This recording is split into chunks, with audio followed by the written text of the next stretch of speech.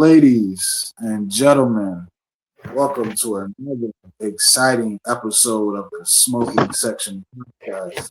And I'm your host, Lamar. To my top left, we got the proprietor, John. What's up, y'all? To my top right, we got the hater, Wes. What's going on, y'all?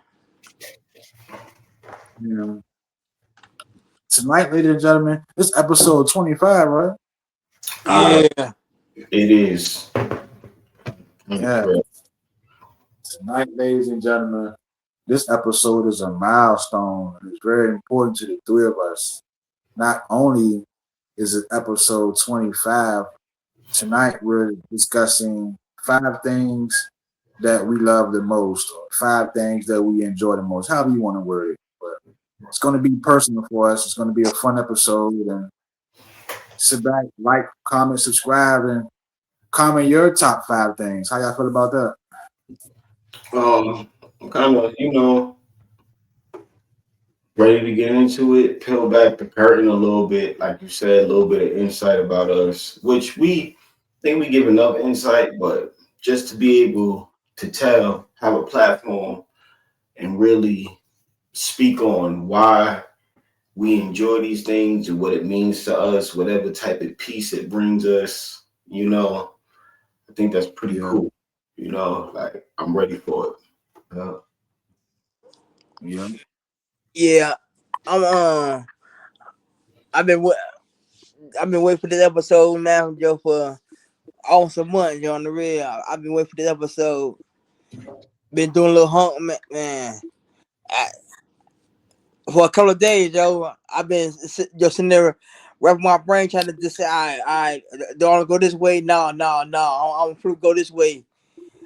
I'll say certain stuff, Joe, made the list and didn't make the list. So Yeah. I'm ready for the ride for this show. It's gonna be a good one. Yeah, most definitely gonna be a good one. Our audience probably like a certain subjects or whatever we talk about, but please sit back and enjoy this one, because if not anything, ladies and gentlemen, you're gonna learn something new about us, and we'll love to learn some things about y'all. This comment, Yeah. But I guess I'll start it off, man. I'm gonna go in order as usual. Yeah. Yeah. As always, we all do. So 5 to 1. And I'm gonna start off with my honorable mention first, and I ain't gonna delve deep into it. But I mean, besides family, friends, and God, that's gonna always be up there. But Obviously. I gotta give I was for real. Gotta give a shout out to the NBA. That's my honorable mention. You know what I'm saying? Shout out to the NBA. NBA. Yeah. I ain't gonna delve deep into it to break it down. But my number 5 thing that I enjoy the most, or that I love the most, is kind of similar to the NBA. It rivals the NBA because it's a sport, but in my opinion, it's better than the NBA and also get more viewers. It's the NFL. Yeah. Yes. It's my number 5 thing that I enjoy all the time. And I think it was a movie called Any Given Sunday. Yeah.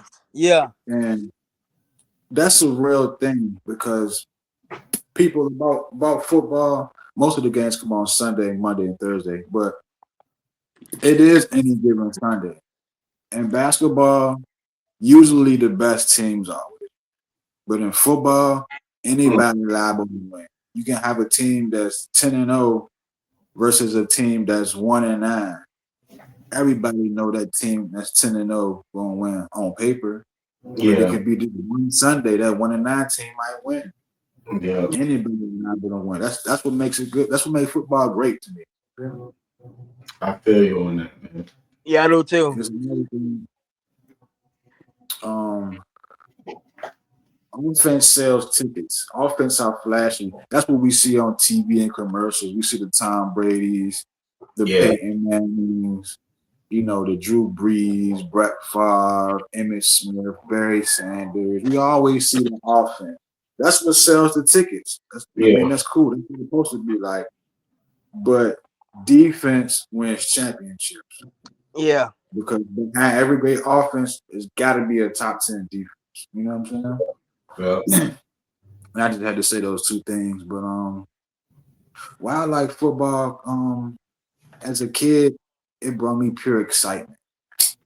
You know what I'm saying? I first fell in love with football when I was like 6, Yeah. maybe 6, 7 years old, because it was just pure excitement, and it was also a bonding moment for me from when I noticed as a kid. Because all my 5 loves started as a kid. Started as a kid for me, and we go explain why. Football was about bonding to me because it came on Sundays, and Sunday dinner is what families usually do. Yeah. And that's what our family did a lot of times, especially during football season. So it was more than football. It was a bonding moment for me too. Eating with the fam, football on TV in the background. I'm mad because I couldn't watch no cartoons. I'm going to watch this football anyway. You know what I'm saying? Like Sunday wasn't just Sunday to me. Sunday was game day to me. Yeah. And it's been like that since I was little. You know what I'm saying? NFL to me is like it's high in drama, you got strategy, you got incredible athleticism all in one. You know what I'm saying? Because them dudes really can do some amazing things if we just sit there watching them break down and analyze the game. You feel me? Yeah. I fuck with football because it's a mix of skill, it's a mix of unpredictability, and it got storyline to it, kind of like wrestling for my wrestling fans out there. Because the underdog might win. Sometimes we always go to the best team on paper, but sometimes the underdog might win. Like the Carolina Panthers going to the playoffs. They 8-9. They got a losing record. And they got a home game against the Rams. They might win. You know what I'm saying? Yeah. You got storylines in football, man. You got last second touchdowns. Games coming down to the final fucking second. You can't tell a better story than that. Yeah. And also you got the last minute field goal. That part too, bro. You're right. I'll say also too. I'm pretty much not gonna say nothing. I'll say because also football is on my list too. So I'm gonna kind of give my intake on it a little later on. That's cool, bro. Football. The NFL is like life in a nutshell. You know what I'm saying? You got chaos, you got heartbreak, you got celebration. Yeah. You know what I'm saying? I got diehard fans too. Football has diehard fans. Yes. Yeah, right, bro. Fans that fight at games, fans that kill other fans. I played football in high school, and for me, it was like one of my first organized sports. It's different than playing block with your friends. When you playing organized for a school or college or organization or whatever, you form a real bond. You go into the locker room, you don't even know half them niggas, but after playing with them, you just form a bond. Yeah. This lesson I carry to this day from when I played football back then. Respect. Yeah. You know, like I practiced with them niggas. I won with them. I lost with them. Like playing football, maybe basketball too. You learn teamwork for the first time. You learn discipline and you learn loyalty. So that's why I always was an advocate of putting kids in football when they're young, 6, 7, 8. Put them in there now. Yeah. You know what I'm saying? And those friendships turned to brotherhoods fucking with football, man. And helped shape me into the person I am today. You know what I'm saying? Like watching. I say you gotta respect that. You feel me? There's certain things that they instill, like you said, 7, 8. Like you Yeah, from a you feel me? From a young and carried it with you.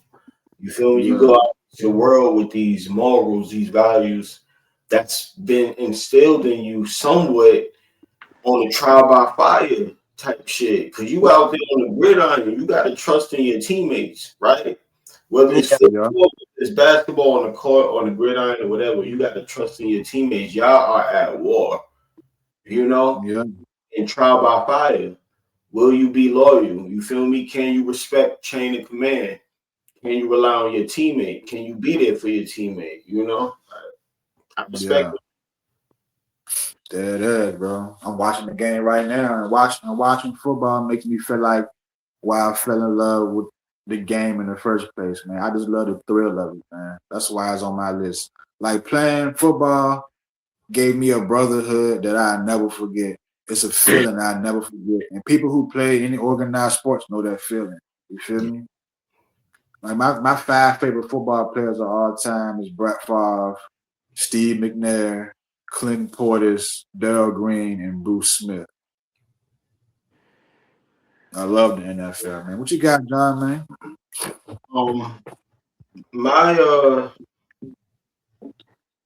I mean, just to add on a little bit about football, you know, it's not on my list. I'm actually just starting to get into football. Y'all know this. I'm just telling the viewers.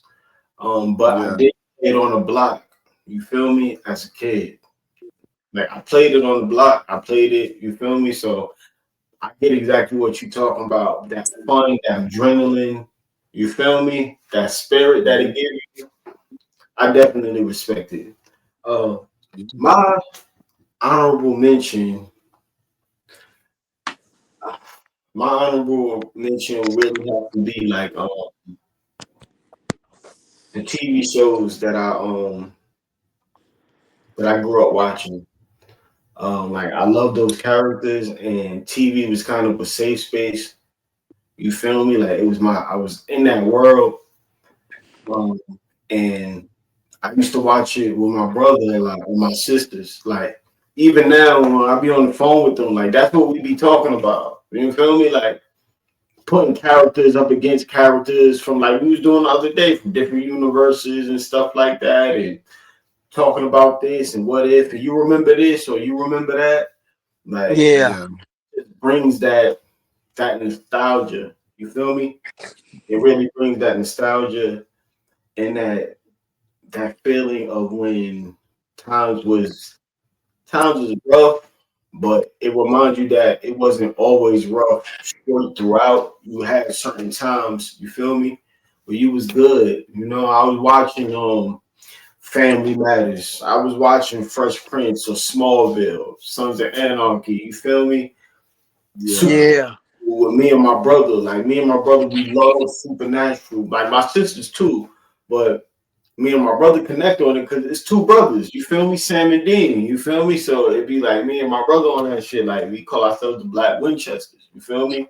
Like yeah, for real. You feel me? That's one of our little aliases. You feel me? Like so that yeah, really do those TV shows growing up.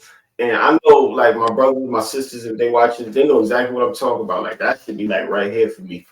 hey, don't So, feel bad, bro. Cause so I'll say, I understand what you. I understand what you're saying with watching the the Winchesters with family. I'm saying, yeah, I'm saying, cause I watched the Winchesters with my nephew. Me and him, me and him bonded, Joe, over watching that, over watching Supernatural, and also we bonded over watching me and Bunny were watching the Fresh Prince of Bel Air, um Charm, um I show like Charm was me, my brother, and my step pops. That was our three shows that we watched together. And then before that, it was me, my brother, and my homeboy man. We used to watch Charmed and all of that. It's like those yeah, connections. Like I never forget. those friendships, those bonds, and those relationships. Whenever I see them, it's the first thing that I think about if I see a commercial or I'm flipping a channel or you feel me, like a little video or something like that. I automatically think of who I was enjoying it with. You feel me? Like who, you get what I'm saying? Yeah. You know, like, so that's my honorable mention. I would say that the next one would have to be my love for reading. Anybody that knows me know that I'm telling y'all, like as a kid, I read everything I could get my hands on. It was literally my escape. Like books, it was my thing. Like the Barely School Kids, Goosebumps, Ooh.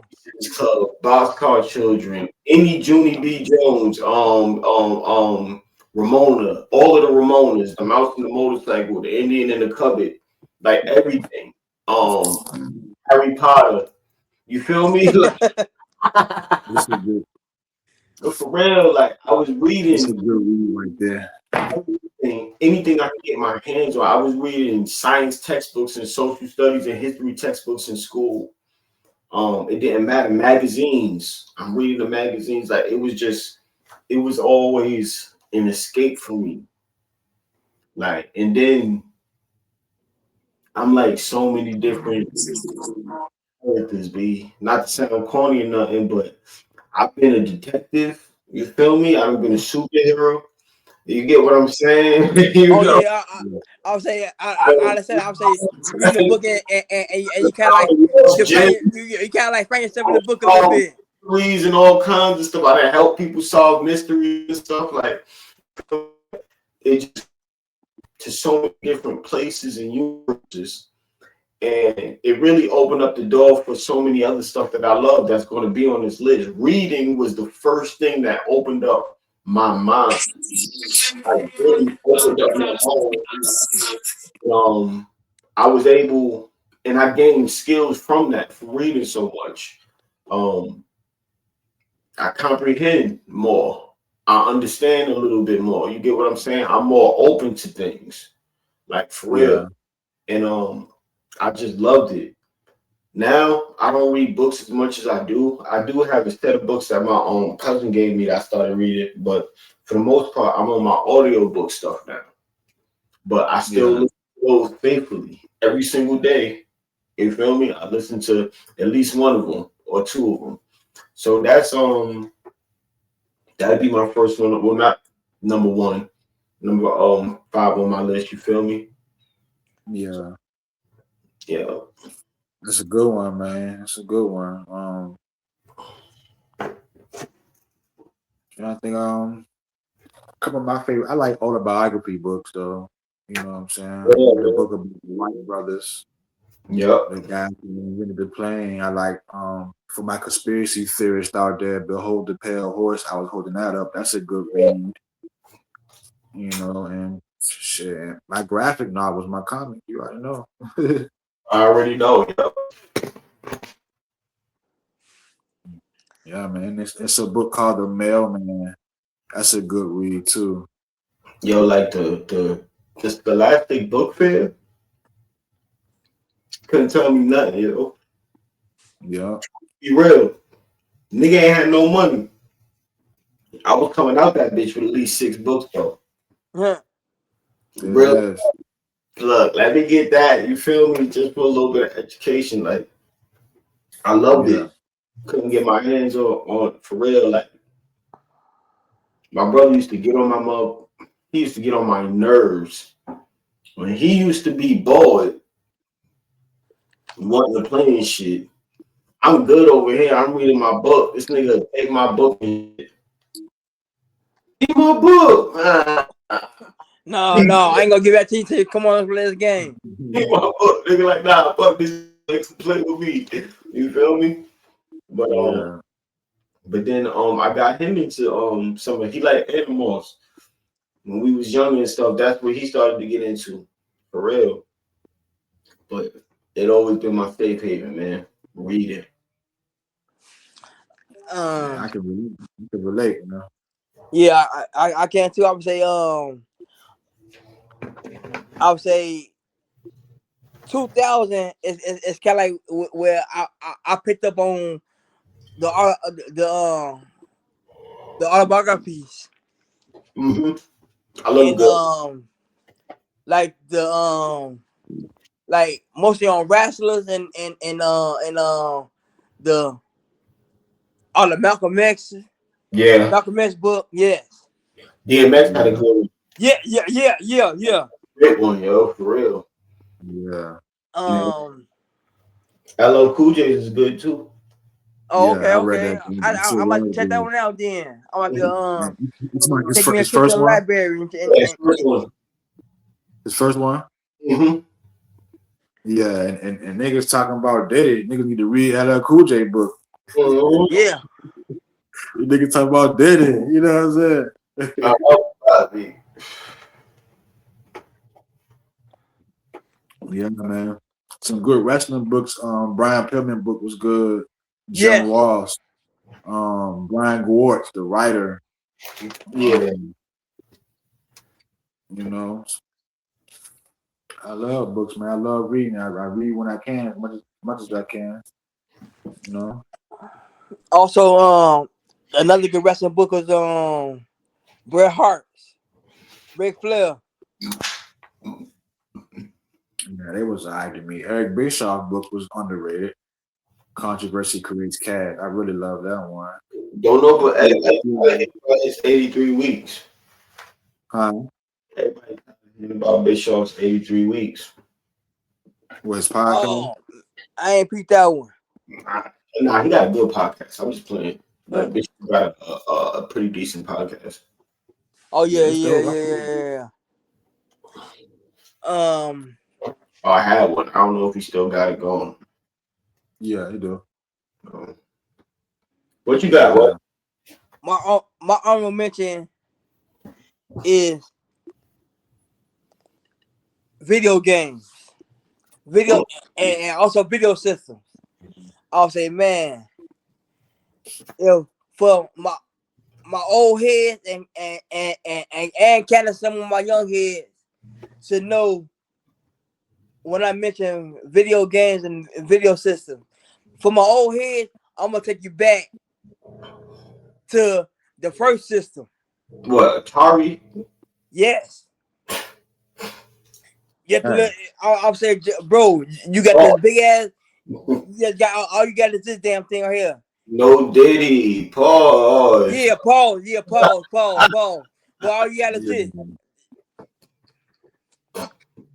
That nigga said the joystick. That's it, bro. It, Nah, I remember. I got a vague memory of in Brooklyn. I don't know where we was at, but we was in my grandmother's spot. She was in projects, Linden Projects, I think it was. That's the right name. But we was in somebody else's house, and they was playing the what's the duck game? Goose hunt, duck hunt. oh, duck hunt. Yeah, Yeah, yeah. I have a faint memory of that. You know. man. Yeah. I'll say I remember that game too. I'll say, but the one I had, it came 3 in 1. It was 3 video games in one. It It was had Golden Axe, Sonic, and something else in Streets of Rage, right? no, Streets of Rage.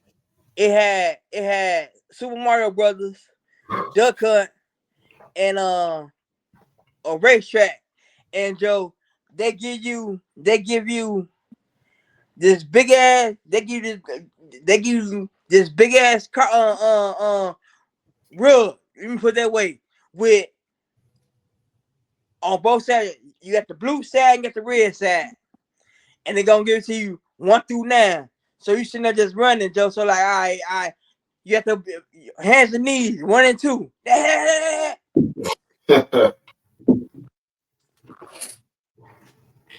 I remember Yeah. all the games, man. And PlayStation came through and changed the game a little bit. Yeah. Sega did too before. But Yeah. Yeah. Yeah, man. And Um, My number 5 is, like I was saying earlier, basketball. Okay. With basketball, I love the pause. I love the big man. No didn't. I love the big man. I love the centers. Centers and power forwards. Them are main 2 spots right there. The other 3, you hey, all right, go ahead. It's just them 2 spots right there. I got a handful of shooting guards, but as far as there anything else, it's them 2 spots. Yeah, me too. And niggas don't play like that no more anyway. Right, right. Yeah. Niggas shooting threes. Right. What the hell is the damn center doing way by the 3-point line? Man, get your big ass down the paint. They not playing with their back to the basket. Right. But you know, things change, things evolve. Yeah. I blame Steph Curry, though. But that's no here nor there. Steph Curry changed the game. Yeah. Would y'all say that Steph Curry, the Shawn Michaels, like changed the game, or would y'all give that to Brett? Would y'all say Brett changed the game? Ooh. You said Brett? Yeah. Brett, you say Brett or Sean? Yeah. I mean, Brett did do it first, though. He did. Yeah. So if anything, So maybe Bret Hart is Reggie Miller and Steph Curry is Shawn Michaels. Was I? Okay, got you. good comparison, bro. Good comparison. I like that one. I took that for a minute to think about it, like, yeah. That makes sense to me. Yeah. I was like, yeah, me too. Yeah. Because Curry passed, you know, Miller, especially with longevity, just like Shawn Michaels did Bret Hart. Like, yeah. Right, yeah. But yeah, man, NBA. Yeah. NBA. That's all right, but shit, you know, my number 4 thing that I love, you know, the most, the number 4 thing that I enjoy the most is comedy, man. Specifically stand-up comedy. Who the fuck don't like to laugh? You know Right. Right. Right. People in the audience, you ever heard this saying, laughter is the best medicine? Yeah. That's some real shit, you know? I fell in love with comedy, specifically stand-up comedy. I say I had to be maybe about 11 or 12 years old. A little, still young, but a little later on in life. Mm-hmm. Wasn't early, like 6 or 7. Because, you know, half the time I didn't get the innuendo jokes as a kid. So when I was forced to watch Def Comedy Jam with my people, I didn't know half the shit they were talking about. Yeah. All I know was, as a kid watching comedy, it was a kind of escape for me in a way, if that makes sense. Yeah. I could escape, whether it's your family situations or school. You know, kids go through some shit too. You know what I'm saying? Yeah. It's like a safe place to help me forget about shit when I'm watching comedy. Yeah. You know what I'm saying? Because I'm laughing. I'm so in tune. I'm like, you know what I'm saying? As a kid, I was laughing at cartoons and stuff. So for me personally, I love fucking laughing. Yeah. You know what I'm saying? I like laughing to my fucking rib cage hurt, to my jawbones and my neck hurt. I like to laugh like that. And laughing make me happy. Yeah, and that's what Yeah. comedy do. Stand-up comedy do. You know what I I'm respect saying? it, though, for real. You got any favorites? Yeah. I got some film to tell you a few more things about comedy. Why I like it. I like the silly antics of it. You know what I'm saying? I like over the top characters. You know, I like shit that's absurd. I like realistic shit, and I like dark humor. So that'll kind of give you an idea of who Oh, some of the comedy I like. But them early laughs I had as a youngin, like it became the foundation for the humor that I have right now as a man. You feel me? Yeah. Like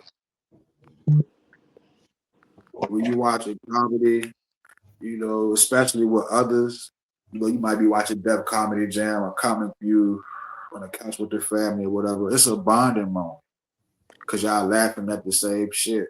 yeah, You watch it with your friends, siblings, cousins, parents. You know what I'm saying? Like John, I know you're gonna fit me on this one. Comedy was kind of like one of my first social glues. yeah, Ooh, okay. yeah, You know what I'm saying? Because growing up, you know, life was like unpredictable. You know what I'm saying? Especially for me. So comedy was the way of making sense out of shit that don't make sense for me. You know what I'm saying? It was like a relief, man. You know what I mean? Like I can laugh at life without life laughing at me. right. You feel me? I respect that.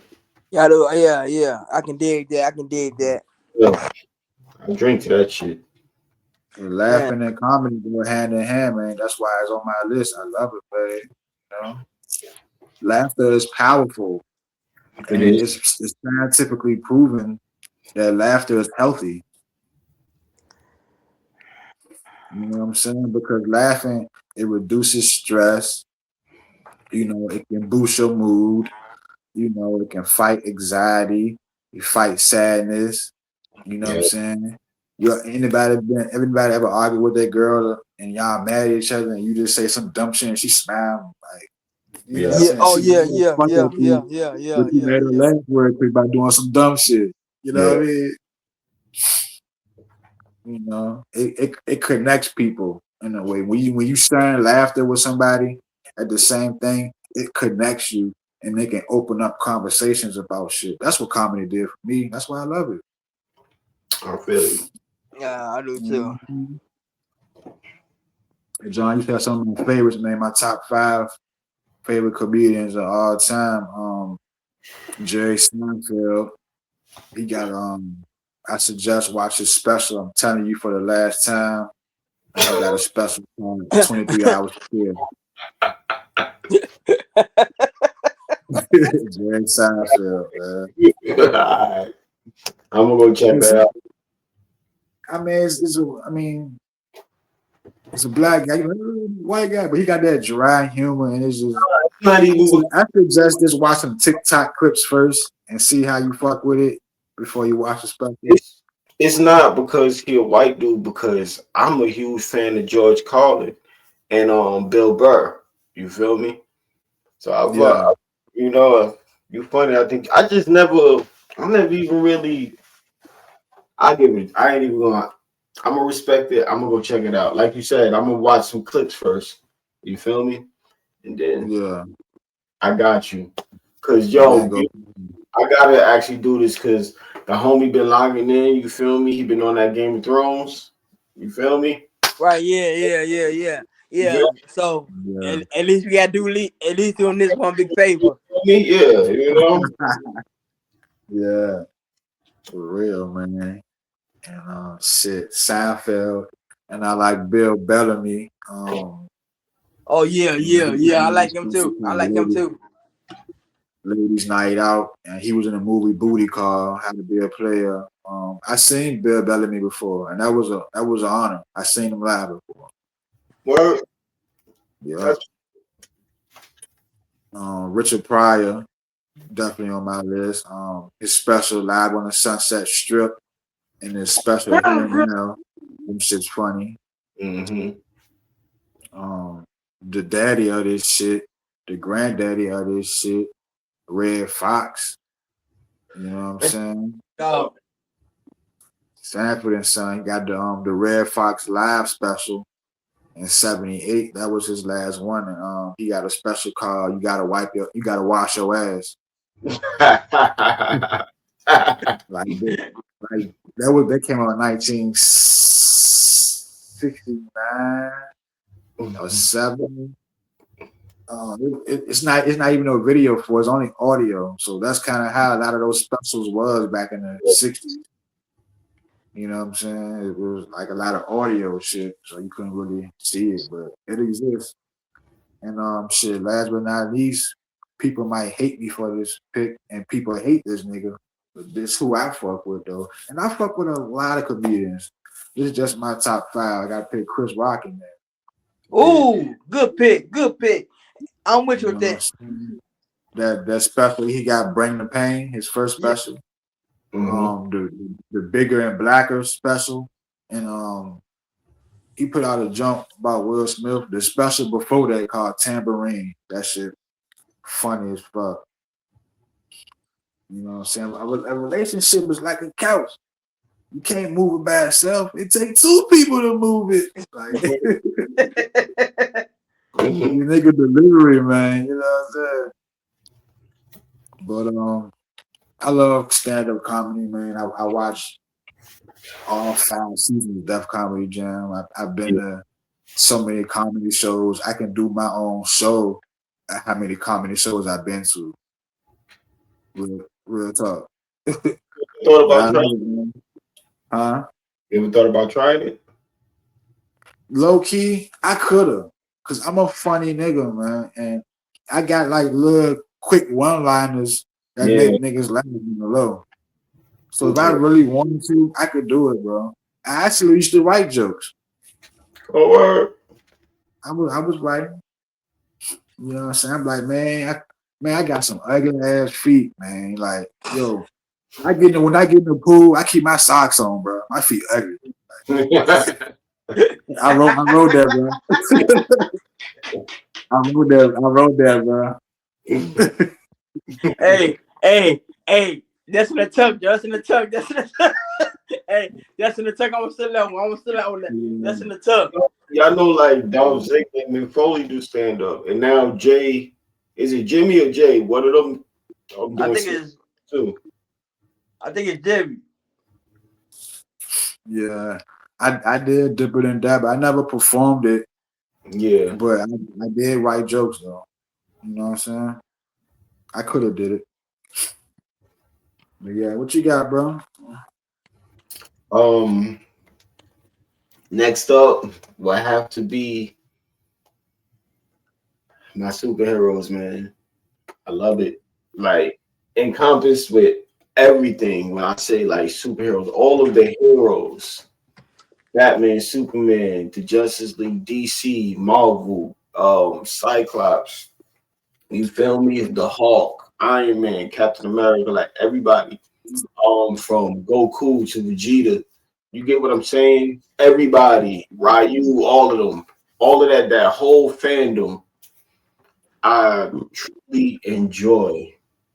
Like, ever since I was a kid, it's always been one of my favorite things, yo. Like, just that constant battle over evil and good is something about that I truly appreciate. And then I also appreciate that gray area where we have the anti-heroes like the Winter Soldiers and the Punishers and the Daredevils. You feel me? Like, Yeah. these complex characters, X-Men. You feel me? The allegory for civil rights that later on became an allegory for LGBT and stuff like that, and religion and all kinds of things. You feel me? Something or someone being persecuted for something that they can't control. pretty much, or whatever the case may be is. So all of that stuff, Spider-Man and Yeah. all of the stuff that he go through. That man go through a lot. Peter Parker goes through a lot, and Yeah. it's just like it's more than like on the surface. It's the good versus evil struggle. Yeah, you feel me? But it's so much more to all of this stuff. And I do believe, like, as a kid, it instills certain things within me to like always be on the side of good, no matter what. You feel me? Always Right. be on the side of good, like for real.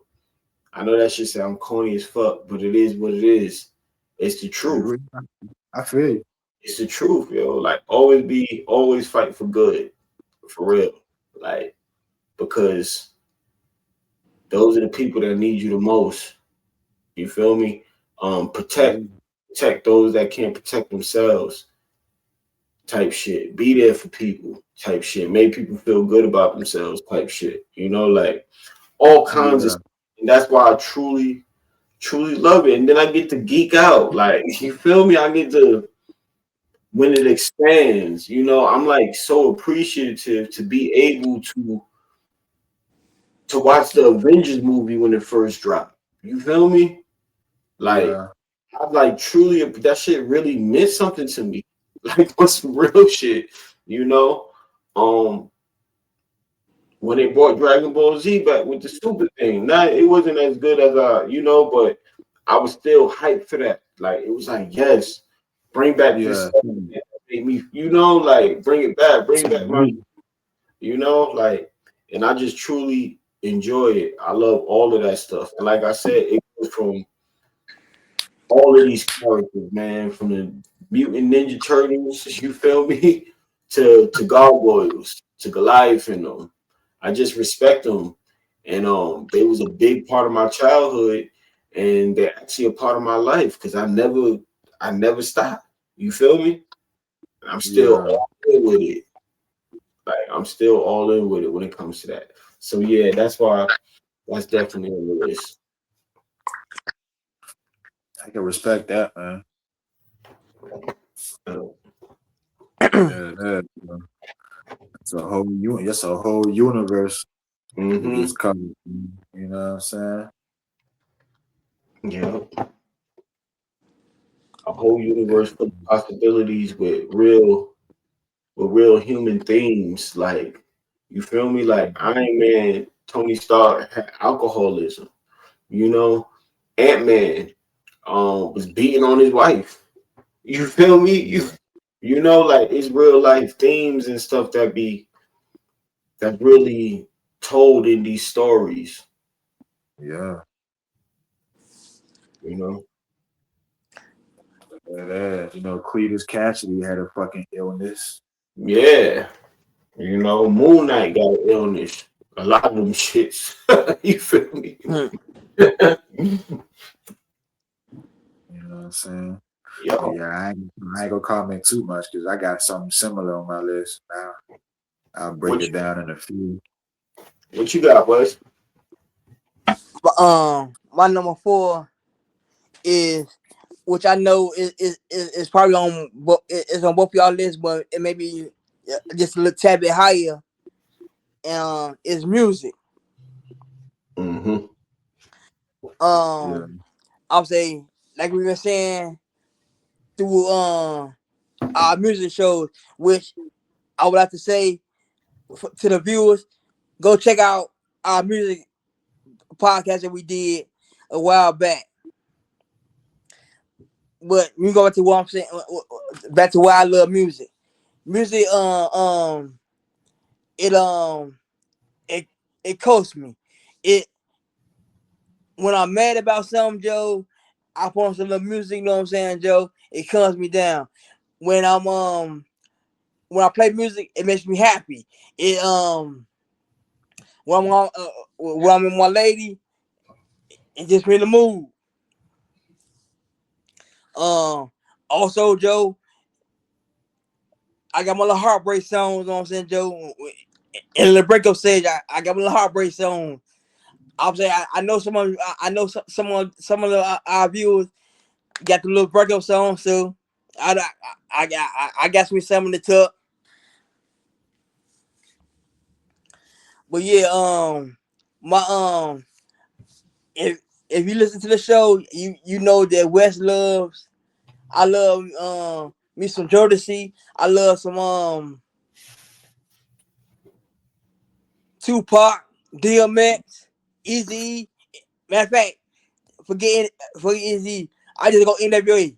Period. NWA. Dre, Snoop, Ice Cube, Yep. Boys and Men. Yep. Yeah, man. Man, I'll go a little bit more because you put me down the list on mine. I will be talking about it, so I'll give my thoughts on that when the time comes. Yeah, me too. That's that.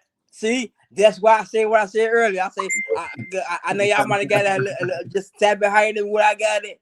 All So of I know y'all gonna get a little deep dive into it. yeah, our viewers already knew that music was on every single one of our lists. Yeah. They knew that. For real. That shit inevitable. They already knew that. But yeah, man. The number 3 thing I enjoy all time that I love all time, man, is like you just did, John, but more specifically comic books or Marvel comics more specifically. Shouts out to DC, shouts out to Image, shouts out to Dark Horse, but Marvel Comics, you know what I'm saying? Can y'all hear me okay? Yeah. A little echo, but I'm not sure. It's a little echo. Yeah, I'm not sure. It's cool. No, I'm saying I don't hear no echo right now. Oh, hold up. You talk, Jamal. Yeah, testing 1, 2, 3, No, I think we good. Okay. 4, 5, 6, 7, 8, 9. 6, 7. But yeah, man, Marvel Comics, man. I love it, man. Yo, like I was reading Marvel comics. I first fell in love with comics when I was like 4 or 5 years old. I gotta tell y'all at the top of the show, all my loves I fell in love with, 4, 5, 6, 7 years old. You know what I'm saying? Except comedy. I fell in love with comedy like 11, 12, but I was reading Marvel comics before I can read good. I remember reading them shits and I knew them big ass words. I keep running downstairs, running to my people room. What's this word? Yeah. Yeah.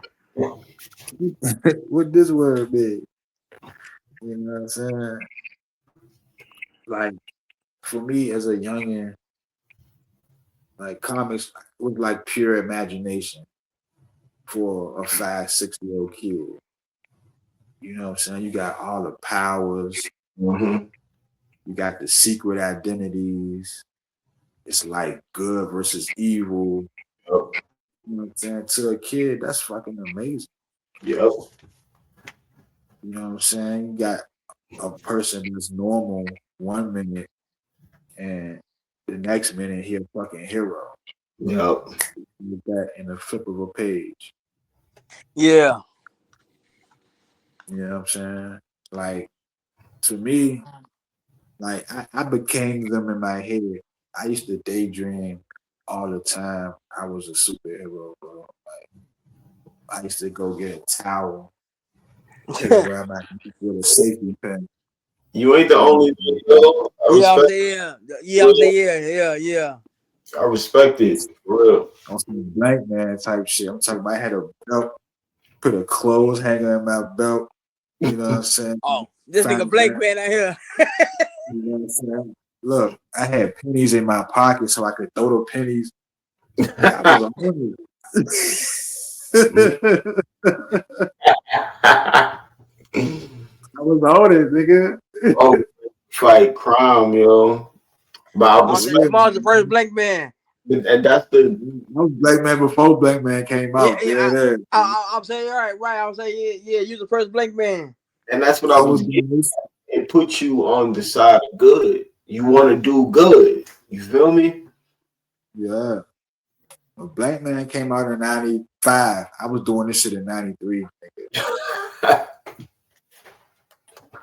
But, you know, Marvel Comics and comic books, it was my escape for me coming up because I felt like I could be anybody when I got lost in them pages reading and shit. You know what I'm saying? Yep. I fuck with it because the characters, they're realistic. You know what I'm saying? They got flaws and emotion, Yep. just like we do. Who the fuck can relate to that? Like John, like you say, Spider-Man, he Yep. deal with responsibility. Yep. You know what I'm saying? Iron Man, he deal with fear and his ego. You know what I'm saying? Wolverine, he deal with his anger, but at the same time, he loyal as a motherfucker. Everybody going through their own shit. Daredevil, he deal with his religious beliefs and what he does, what he believed that he's supposed to do. He struggled. Nightcrawler too. Yeah. Yeah, man. It's just Marvel read comic. It felt real to me. You know what I'm saying? Yeah. Because they, like I said, they got problems. They got doubts about shit. You know, they go through pain just like us. But the thing about those characters, they still show up though. They still show up. Yeah. Us in life, we might not do that. These niggas go through some shit and still got to go fight some crime or something. You know what I mean? Yep. I would say So right. I would say good days and bad days on the real. I'm saying you go out there fighting because we don't fuck because somebody in the world fucked up some shit. yeah, bro. I You know, as a respect. kid, when I felt scared as a kid, man, reading some of the comic books made me feel brave. You know what I thought was real cool? The comics that I did read, 'cause like I told you, like had a lot of access to a lot of Punisher, Daredevil, and Flash comics. You know, um, Yeah, but what I liked about the comics was you get to like really see their inner thoughts. You feel me? yeah, Like kind of how y'all remember. I know y'all remember. Spider-Man '90s show. Yeah, The 90s show, right? yeah, yeah. Walker was always talking to himself and shit. yeah, Like Huh? see that in the comic books, like on the panels. You feel me? You got insight of how they feel about what they got to do, what they going through, and stuff like that. And we still got the action as well. Like the only time we really heard in the thoughts, like on cartoons and stuff, when I was growing up, was really like I said, Peter Parker and Wolverine always talking to his fucking self. You know? Yeah. That's how it was in the comics. And that's one thing that stood out about the Spider-Man comics that I like. Spider-Man was one of my favorite comics too. His comics stood out because he always talking in his head about some goofy shit. Half the time he joking and bullshit. Yeah, yeah, for real. You know what I'm saying? He'll get smacked. This guy's strong. You know what I'm saying? Like, what does he have in his glove? Like, nigga, you just got your ass smacked, Spidey. Yeah, but I you respect it. know, coming up as a kid, I ain't really get cable till later on in life. So coming up in the early 90s, channels was very limited. Shit, TV was very limited for me because if I wasn't watching wrestling, I wasn't watching nothing else unless, all the adults sleep and gone, which is very rare. So what are young 5, 6, 7-year-old kids to do? You know what I'm saying, around the house? What's my form of entertainment if I'm finished playing with my toys? Comic books. What my yeah. form of entertainment? You know what I'm saying? And as I got older, I started reading them over and understanding it. You know, I like the sacrifice that we go through. Some of the characters, I ain't gonna Yeah, get into it. It's another episode. The loss they go through, the growth. You know what I'm saying? Like comic books, it connects my childhood imagination to my adult perspective. If that makes sense. You know what I'm yeah, saying? I love Marvel comic books and gentlemen. Everybody has something to fight for. You know, yeah. like I said earlier, shouts out to DC. I love a lot of DC characters and arcs and Image and Dark Horse, Archie, all that shit. But it's just specifically Marvel for me. You know what I'm saying? I respect it, yo. Yeah. Like you don't have to be perfect to be a hero. You Mm-hmm. know, and being a hero and standing up is what matters. And we already did our top five heroes and villains. Ladies and gentlemen, go check the archives Yeah, on yeah. both of these channels. Whole show. Yeah. But my top five comic book arcs or Marvel arcs are Maximum Carnage. That shit was pretty dope when Carnage got a team of niggas versus Spider-Man and Venom teamed up for the first time and a lot of war. That shit was dope. Um, the death of Galactus. That shit was dope. Everybody teamed up. Whooped Galactus' ass. He died for the first time. You know, he came back. Everybody always came back. But that was a good read. The Revenge of the Sinister Six, Spider-Man joint. They got the return of the Sinister Six with the Revenge of the Sinister Six, the second version of it. That's a good read. 6-issue miniseries. Spider-Man had to get Captain America. He had to get the Hulk. He had to get Ghost Rider. He had to get Solo and goddamn Deathlock. They helped this nigga get the Sinister Six. This shit Yeah. was dope. And World War Hulk. Actually, I'm reading that right now. One of my favorite arcs. And Silver Surfer, the Herald Ordeal. One of my favorite arcs too. Silver Surfer, Fire Lord, Nova, Terrax, like all Galactus former heralds had teamed up to fight his current herald, Morg the Destroyer. This nigga went crazy, went Word. to a planet, got some unlimited power, and then Galactus gave him the power of Cosmos, so this nigga was just going berserk. So it took like 5 or 6 of former Galactus heralds to beat this nigga, bro. Like the Herald ordeal, man. That shit, it was dope. It's the last issue of Silver Surfer number 75. Got this shit right over there. But yeah, Marvel Comics, man. Like, you know what I'm saying? Respect. Guess we go into my number three.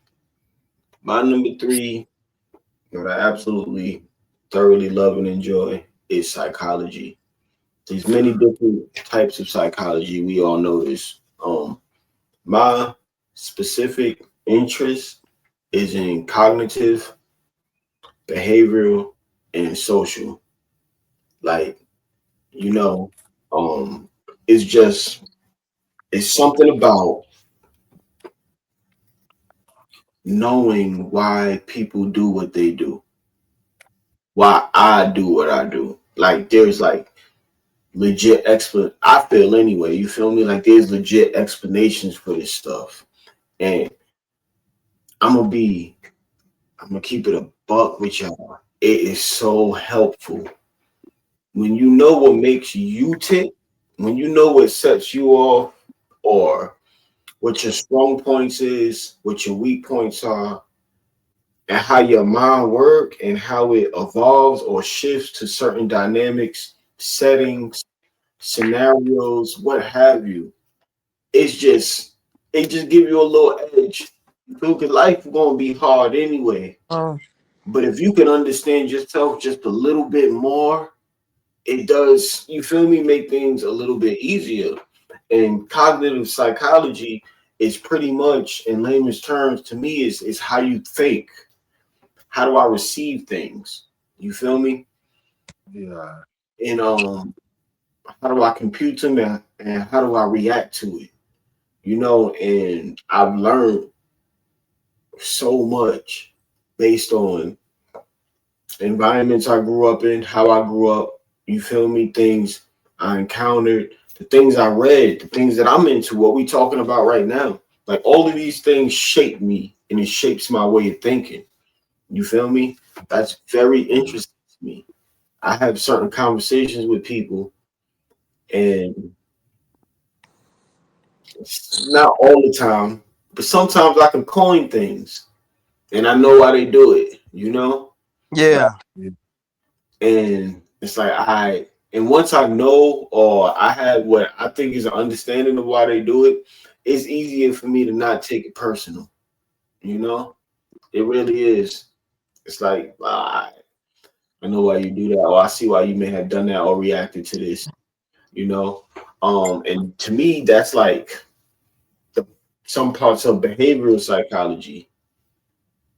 Why we act the way we act, yo. You Yeah. know, how do I act the way up to my mannerisms?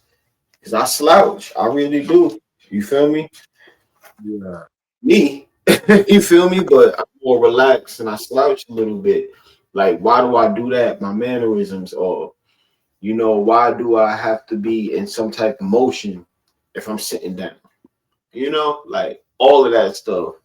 And it's like a big world for me. And I just keep learning. And the best thing about it is, I'm not like really, I ain't like go to no school or take no classes or nothing. This is just like reading books, watching YouTube videos, and piecing things together the way that I understand it. So it may not be factual or true or anything, but it's working for me and helping me understand myself. You get what I'm saying? Oh yeah. Yeah. You know, and then when I dive into like the social psychology, to me it's just like that influence and how much influence has an impact on our mind, yo. Like I don't even think we really understand as a whole, we are in a way becoming a hive mind. You know, like that's what I see when I be watching this psychology stuff. Like that social thing is crazy because people really starting to think of like due to social media and everything is we talked about this before too. Like nothing is like really exclusive to a certain region. And believe it or not, all of that stuff is up here. You know, that's why a lot of these young boys is walking the same. You feel me? They walk all flagged and stuff like that. They not from there. They see it on social media and it's locked into their mind. You feel me? How they Yeah. talk. You feel me? Everybody really like it's just I don't know. It sounds weird, but that shit is becoming like a hive mind, and that's what a big part of social psychology. How your actions affect other people and how you influence around the group and the environments that you are in. You know, how others affect you. I learned so many things with psychology and going through these programs and stuff like that too. Like I learned about Johari's window, Mm. which is really elementary. That's like first grade, you know, type psychology shit. But I always thought it was pretty cool because Johari's window is like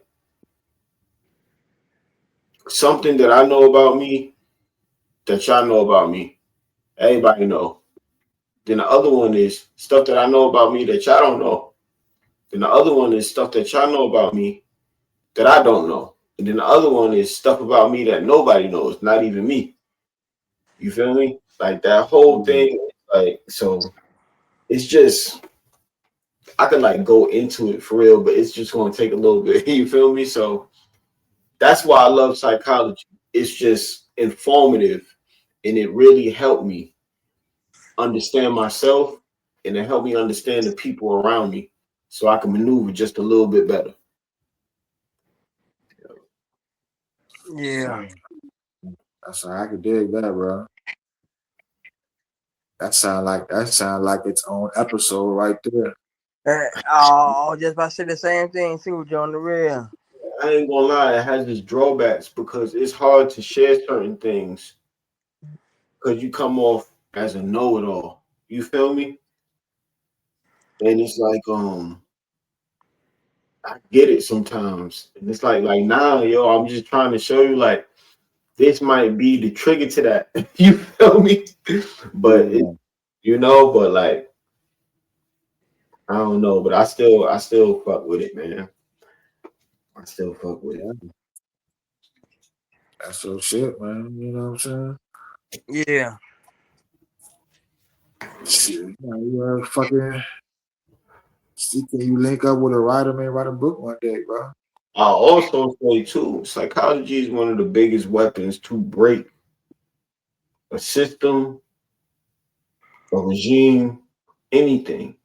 Psychology is one of the best weapons for real because it also deals with conformity and training the mind to conform on some real shit.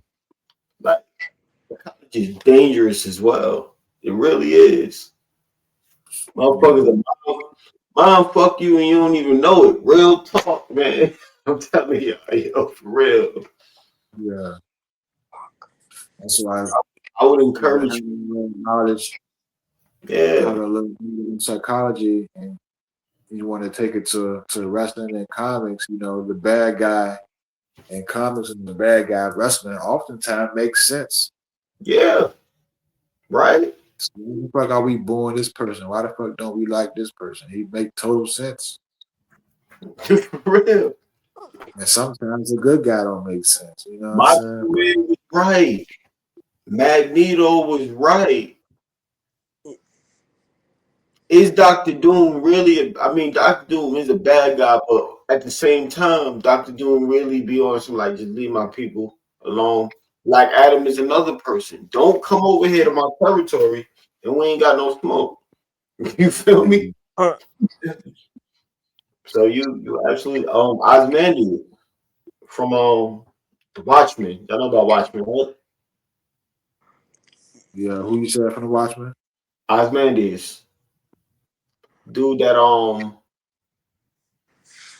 he did set off that whole bomb or whatever in the city and blamed it on Dr. Manhattan, but he did it to stop a world war because he made Dr. Manhattan a threat that the world could unite against to fight.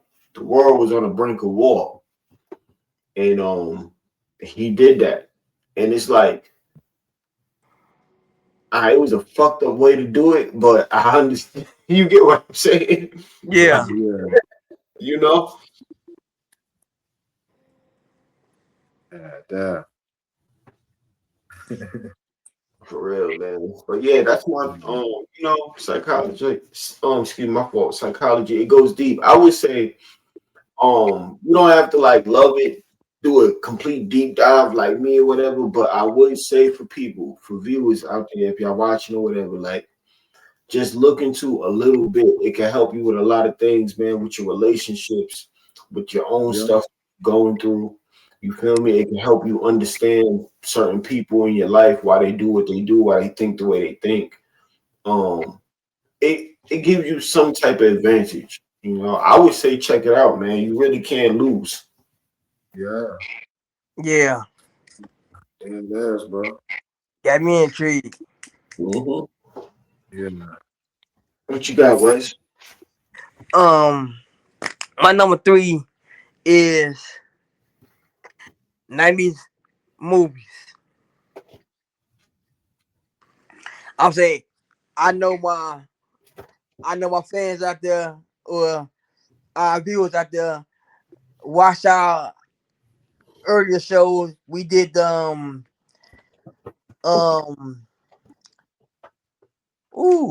we did Juice, we did we did the Minister Society. We did Dead Presidents. Dead Presidents. Oh yes. um 90s movies, I'll say, man, it takes me back to watching, which is the movie I chosen to be next for my pick, New Jack City.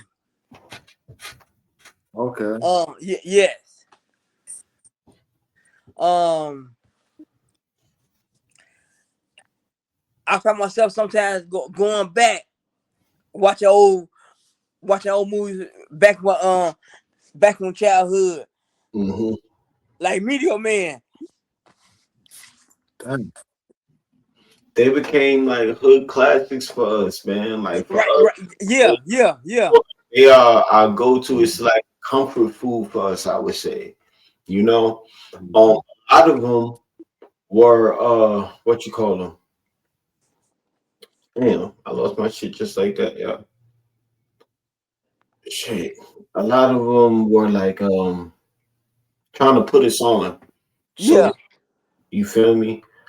Yeah. Um, letting us know what's going down. Like I still remember Minister Society and Rock, Charles Dunbar, Yeah. his, Yeah. his monologue about being a prey. You feel me? Um, Yeah. a cautionary tale. Some of them were that's what I was looking for. Some of them were cautionary tales for us. You know, a lot of I ain't gonna say a lot of people. I've seen some people, critics, or what they call now movie critics or whatever. You Yeah. um they it's usually the younger generation too, like right after us or whatever. They look at it as negative images of black people, which I understand, but it's cautionary tales, man. And it's actually telling the story. It's not hiding nothing. It ain't sugarcoating shit. You feel me? Right. You know, like, and then we got both sides of it. Like, yeah, we got boys in the hood, but we also got Friday. You feel me? Right. Yeah. You know, yeah, we got Set It Off, but we also got Love Jones.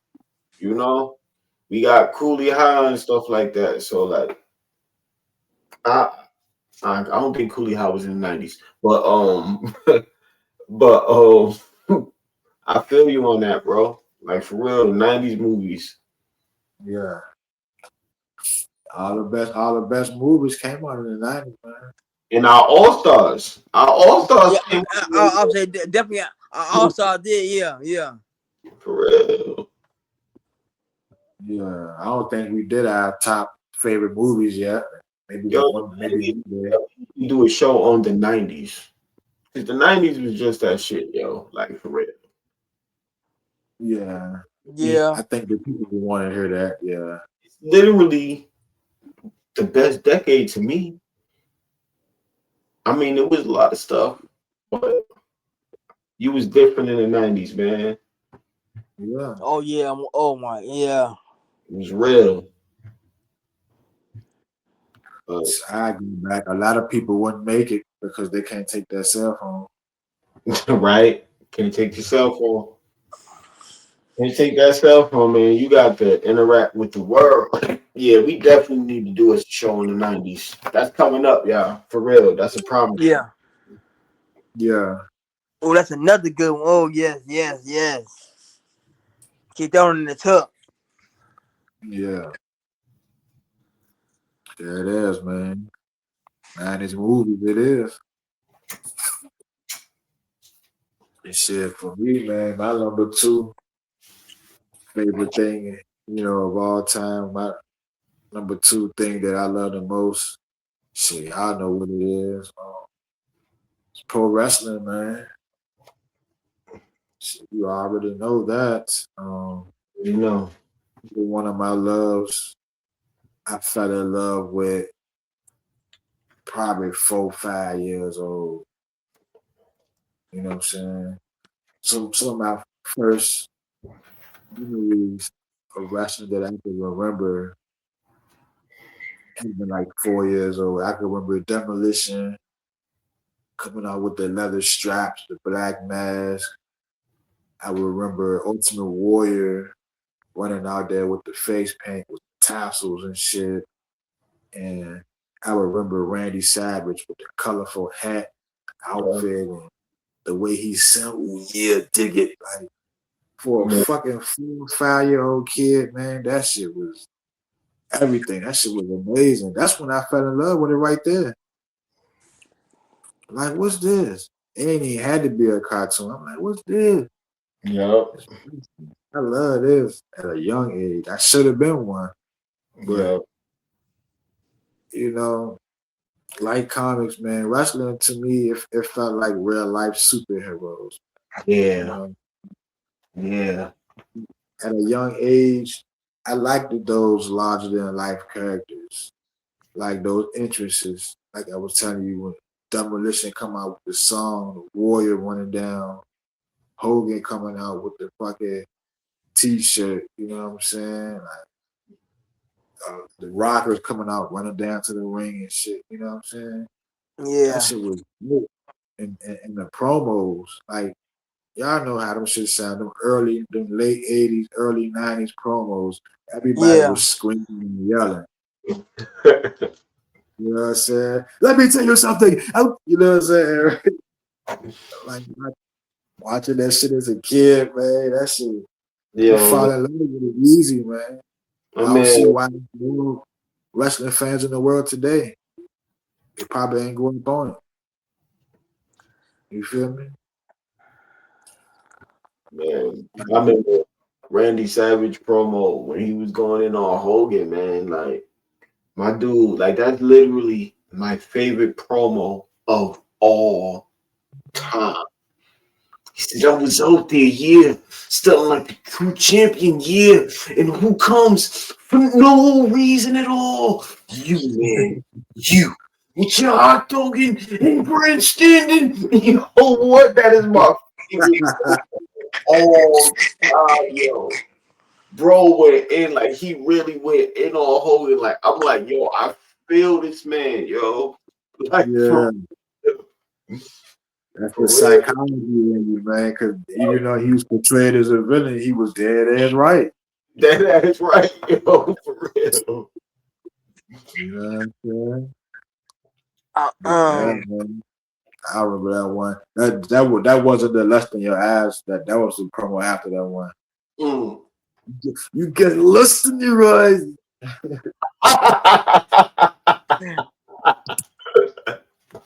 Man, R.I.P. the Macho Man Randy Savage, man, the real one, man. Yeah. You can't tell me he won't coked up before them promos, man. I don't even care. The cream always rises to the top of you. You feel me? Macho Man was that dude. Macho Man was that guy, man. This nigga came with the little creamer and dropped it on the right on the rear, right? Macho Man was that dude, yo, for real. I know people check the archives. We did our top 5 favorite wrestlers of all time, and Macho Man was on my list. Definitely. Yeah, definitely, yeah. First, I mean, I was a Hulkamaniac too, but he was one of the first wrestlers I saw and remember. But yeah, wrestling, man, it's exciting to me as a kid, man. Yeah, I know I was fucking with the comics. So wrestling was like comics coming to life. Yeah. To me when I was a little kid, man. Like that back when I started watching, I guess it was the golden era. They had a lot of characters I believed in. Yeah. Like I started watching before the new generation era. You know what I'm saying? Right, yeah. My first memories was 1991 and hold up. So I started watching like 1991, my earliest memories. But, you know, growing up in my house, wrestling was also routine TV. Yeah. Because I would remember life. I remember life before the Monday Night Wars. I would remember life before Monday Night Raw. Monday Night Raw came out like what? January 93. I would remember it won't no Raw. Yeah. So wrestling was still routine TV every Saturday morning, 10 a.m. WWF Superstars. Before that shit changed to Live Wire. That's my earliest memories of wrestling. Yep. Superstars. And then every Saturday night. Yeah, that's man too. I would say Superstars on Saturday. Yep. If not Superstars on Saturday, it was AWA. Better known as Yeah. where and later on WCW. Yep. Yeah, I watched my WCW Saturday night, 6:05. WCW Oh Saturday yeah, night. yeah, yeah, yeah, yeah, I yeah. watched my WWF in the morning, my WCW at night. And it was routine every Saturday. Yeah, To I go would to say the yeah, kid, yeah. you know what I'm saying? It was always in me. Like wrestling was also another escape for me and a sense of excitement too. You know what I'm Yep. saying? Like, and then when the Monday Night Wars happened, you share that culture with your friends. So Tuesday morning, you saw that shit, man. You know what I'm saying? You fuck Oh with yeah. love that shit as a kid growing up. I know I did. I know y'all Yep. Oh did. yeah, yeah, yeah. For sure. For sure. Wrestling gave me something to look forward to every week. And I never nothing made me feel like that but wrestling. After a show or Raw, whatever. Damn, Yeah. I can't do it next week. Yep. Wrestling was I the can't first thing that right. made me feel like that. That's why it's number 2 on my list. That's why I love it. You know what I'm saying? It's when as I got older, I started respecting the storytelling of it. I like the long term booking. I like the character reinvention. So, I started respecting that as I got older. Like I see the travel they go through, the injuries, the sacrifice. And y'all know I love my bullshit. Guys were wrestling hurt back then because they didn't want to lose their spot on the card.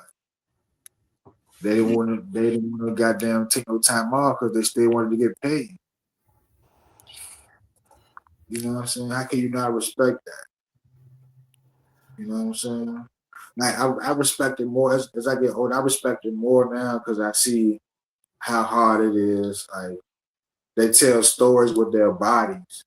You know Yep. what I'm saying? We're Yeah. wrestling with the young guys, even though we can see the fakeness or whatever, but we still we can see they put their life on the line for our entertainment, and I definitely respect that. Definitely respect that. Yeah. For real. You know what I'm saying? Like that the athleticism these niggas, especially these wrestlers today, doing all these stunts and dives. I mean, it's very impressive the athleticism of these young guys, man, girls. The competition of wrestling. I still enjoy even back then. The emotion, how wrestling make me feel. Um, the timing, even watching as an adult, like, oh, he fucked that move up. Like, you know what I'm Yeah. saying? And the Yep. crowd work. I know I love comedy, so when you interact with the crowd, you interact with us. I love that. Bro, I took you to your first show, so Yeah. just eat it for a little bit. You know what I'm saying? Just the crowd, just fuck with us. Yep. You know what I'm saying? I fuck with that, and no disrespect to any other thing on my list. Um, Wrestling gave me some moments that'll last forever. Yeah. Yeah. You feel me? Yep. I feel different emotions especially when I used to think wrestling was real when I was younger. I used to have joy, happiness, anger, shock. Like I love the nostalgia of wrestling. Like when I was growing up, watching it, in the early '90s, I used to get the magazines, and I used to like this shit from the '80s. Yep. You know what I'm saying? So, and then as I got older in the Attitude Era, I had missed the New Generation era. You know what I'm saying? So I always had a love for nostalgia, and wrestling is one of those things that give me that. You know what I'm saying? Not everything has to be real for it to feel real. Yep. That's what wrestling is to me. Yep. You know what I'm saying? I fuck with the storyline more than the outcome. Yeah. That's how I'm an old school fan, bro. I like the storyline. Yep. No disrespect to the AEW fans, but fuck a random ass dream match on a Wednesday night. Where's the story behind it? Here's the story behind it. Yep. Yeah. Yeah. Most definitely. Yeah. Like, so to me, as a kid, wrestling was magical as a kid, but as an adult, I respect it and I see the art and the sacrifice. I listen to 17 different wrestling podcasts because I work in delivery, so I'm working 8 to 10 hours a day, so I got a lot of time. Yeah. I have to get to the names. That's a whole different episode, but I will give you my top 5 moments I've seen live as a wrestling fan. That wrestling came to my city. The top 5 moments I've seen live. I give you those real quick. Number 1 incident I seen live, we were Raw, November 1994. Owen Hart versus Shawn Michaels. Owen Hart hit the Insiguri and knocked Shawn Michaels out. They scratched him to the hospital. Yeah. Yeah. I was there for that, James. Okay. You know what I'm saying? In Your House, A Cold Day in Hell, 1997. When the Undertaker fought Steve Austin for the first time, Stone Cold for the world title. Oh, The Hart Foundation interfered. I was there for that. yeah.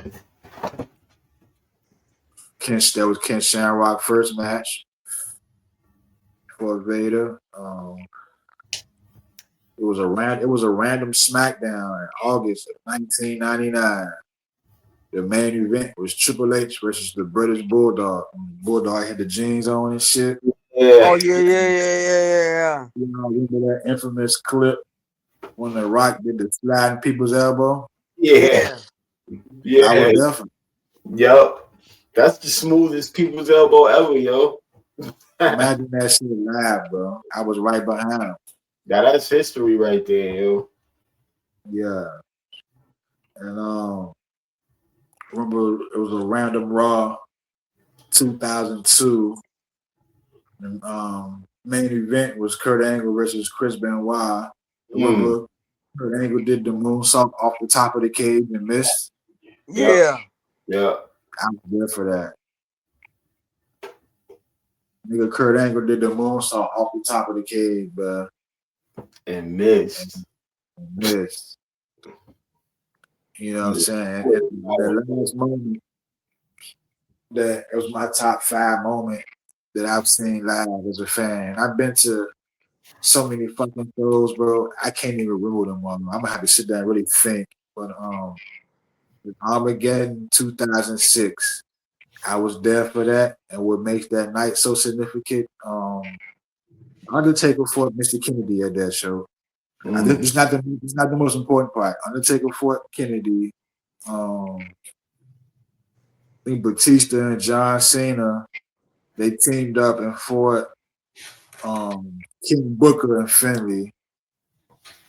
Right? Okay, I'll let it you now. Okay. Fought MVP in the Inferno match. Yeah. That was that night too. But the thing that made this night stick out, that's when Joy Mercury got down busted nose. Oh, yeah. Right. In a TLC matchup. Yeah. I was sitting hard outside, sitting on the second row, looking right down at it, bro. That nigga shit, it's like he turned the water on and the water just dropping out. That's how that nigga nose was doing. There was so much blood, bro. Damn. Yeah, I'm saying I remember that spot. I was saying you definitely right about that, Joe. It's like somebody just were like, okay, all right, you turn the water on real quick. On hand. You can see it dripping on the floor and it wouldn't stop. In the match, dripping he was dripping till they carried him back, bro. It wouldn't stop dripping. That's because it was the Eminem, the Hardy Boys, Paul London and Brian Kendrick, and Dave Taylor and Steve Regal. Four-way ladder. And I've been to tons of other shows, but those are the top 5 moments in history that I think everybody know about that I was there for. You know what I mean? And that's why it's number 2 on my list, man. pro wrestling. I love that shit. You feel me? You already know. It's pretty much just a segue into mine because my number two is definitely professional wrestling. Everybody that knows me, that's like real close to me, this is how much I love professional wrestling. Everybody that's real close to me, when they see wrestling, anything that have to do with it, they think of me. They tell me that I've been in a conversation. Yeah, man, I was watching wrestling the other day. I was like, I know John probably watching this right now. You know, like it's always been, as long as I can remember, professional wrestling has always been a part of me. For real. Like, what as long as I can remember. From Hogan to Brett, Undertaker, Shawn Michaels, Yokozuna, you feel me? Kurt Angle, Rock, Austin, Jericho, Sting, Booker T, Batista, John Cena, Rand, everybody, like, for real, like, Eddie, Benoit, you feel me? Dudley Boys, LOD, the Hot Foundation, the Four Horsemen, like, everything that encompasses wrestling, yo, Lita, China, you feel me? Like, Yeah. I've always just been attached to it from the moment I saw it. I was the younger boy, so I really like was influenced by my older brothers and my cousins because like they was really on their wrestling stuff. That's how I got hooked onto it. I remember watching it as a kid. My earliest memories are Saturday Morning Superstars. That's my earliest memories of it. When I really started watching, like focused in on it, was like the new generation. Razor, Diesel, Undertaker, Bret Hart, Shawn Michaels, and you feel me? Um, Yeah. Yeah. that's when I really started focusing on it. And when I really was just like a goner, like it was just like it was a rap, it was the Attitude Era. Attitude Era locked me in. Like real talk. Attitude Era just straight locked me in. I was on it. Like you said, I'm going back to school. We're not just talking about it. We got our belts made out of construction paper. You feel me? We super each other, we spearing each other, we doing elbows off the we wilding like it was our thing for real. Like me, my brother, my cousin, we skip church, go over to Liberty Park in Queens and play wrestling, jumping off the monkey bars. Ah, you feel me? Like, and then had to be back, like had to watch it for real. Like me and my brother started our own wrestling league with our toys. Me too. Period. Oh man, Me oh too. bro, man, come on, man. Started our own wrestling league with our toys for real. Like we was on it. My brother don't watch it as much. He know a lot about the new generation and the Attitude Era. You feel me? Yeah, Yeah. Stop watching Ruthless Aggression nah, he know about the Ruthless Aggression. Really start watching PG era and stuff like that. But me and my brother, like we was like on it. My oldest brothers, cousins and shit. Yo, my oldest brother, like you couldn't tell this man he wasn't the Rock. You feel me? Like you said, Jamal, like wrestling was a big family bonding thing. Like it was a staple in our house. Like you feel Yeah. me? So Uh-huh. and then as wrestling evolved and I evolved, I started to enjoy it in a different light. I started to enjoy the work that's being put in, the backstage type shit. You feel me? I found a new respect for that. I started paying attention and gaining more respect for the referees and commentary. You feel me? Like yeah, it Yeah. wasn't just about the wrestlers no more. It was literally about professional wrestling in itself and everything that it takes. You feel me? Like I just got into everything, storytelling, character development, and different styles of it. Like you said, you got your daredevils, you got your athletic guys, your technical guys, the brawlers. We have the storytellers, right? We have the ones that can evoke the emotions, the certified baby face and the hated heel.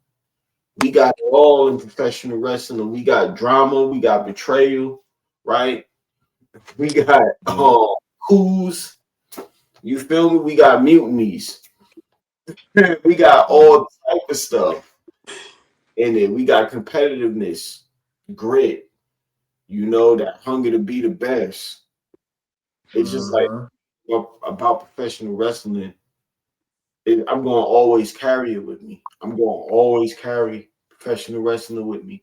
And I don't think I would have been a wrestler, but I always wanted to write and creative writing. I always kind of wanted to do commentary as well. You feel me?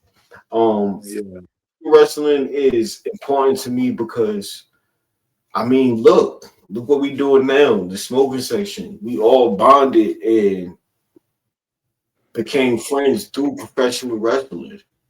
You know, it goes beyond color. It should, not to some people, but in a way, it goes beyond color. You feel me? It goes beyond the type of environments that you was brought up or what path you walked may be different from somebody. You may have a different style, belief, or whatever. But wrestling is one of those things that's going to bring you together.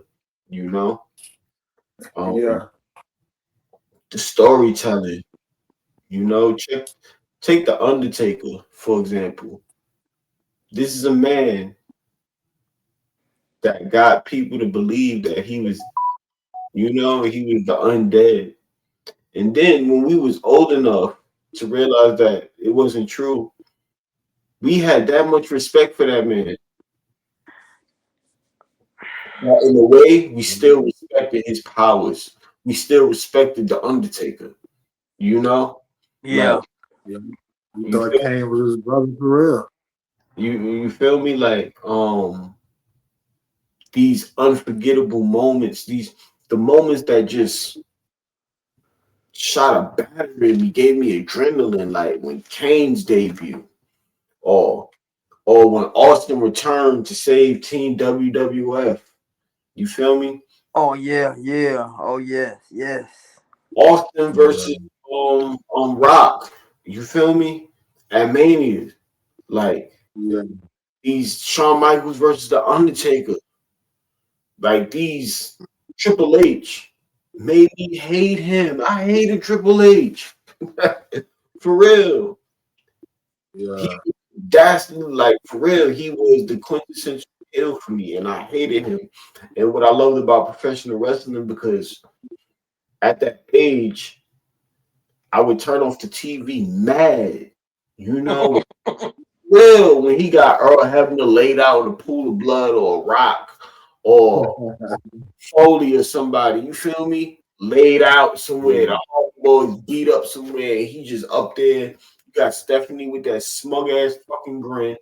You feel me? You can't touch him. I would go off TV mad, but then every once in a while, you feel me? Rock, you feel me? Or somebody would come and give him his comeuppance. You feel me? Come out. I used to love. You know what I missed? I missed the art of saves. Wrestling. You get what I'm saying? Yeah. One of my favorite things about wrestling was when somebody made a save. I used to be so happy as a kid. Like, yeah, here come the fucking cavalry. Talk that shit now. You feel me? Type shit, you know? Especially when it was Austin or The Rock. You feel me? Like, I love that about professional wrestling, the emotion that it invokes in you. You mentioned us going to Raw, to Monday Night Raw and stuff. Like that was my first show, like you said, and it felt so cool to like look around and see other people with their championship belts and their wrestling shirts. And you feel me? It's like I never hid the fact that I'm a professional wrestling fan, but to this day, people will look at you crazy if you you get what I'm saying. You tell them that you watch wrestling, But to be in that atmosphere, we all here to see Monday Night Raw. That was crazy. One of my best moments was we ain't know Cody Rhodes was gonna be there. You feel me? And then this nigga music hit. I literally get to do the whoa. You feel me? Yeah, yeah, yeah. Yeah. I was in the crowd doing the whoa, like you know how many times I did that at home, watching it on TV. You feel me? I had Yeah. to crowd, and I didn't even know he was gonna be there. Like it brought back that giddiness. It brought back that adrenaline. Like hell yeah, Yeah. type. You feel me? Like I was a kid again, for real, like real talk. You know, and professional wrestling is my safe space. You know, I love it. Um, I like when it blends with reality, and the best example that I can give for that was Eddie Guerrero. Excuse me, Eddie Guerrero's addiction promo against Brock Lesnar, No Mercy, 2004, I believe. You feel me? Um, Yeah.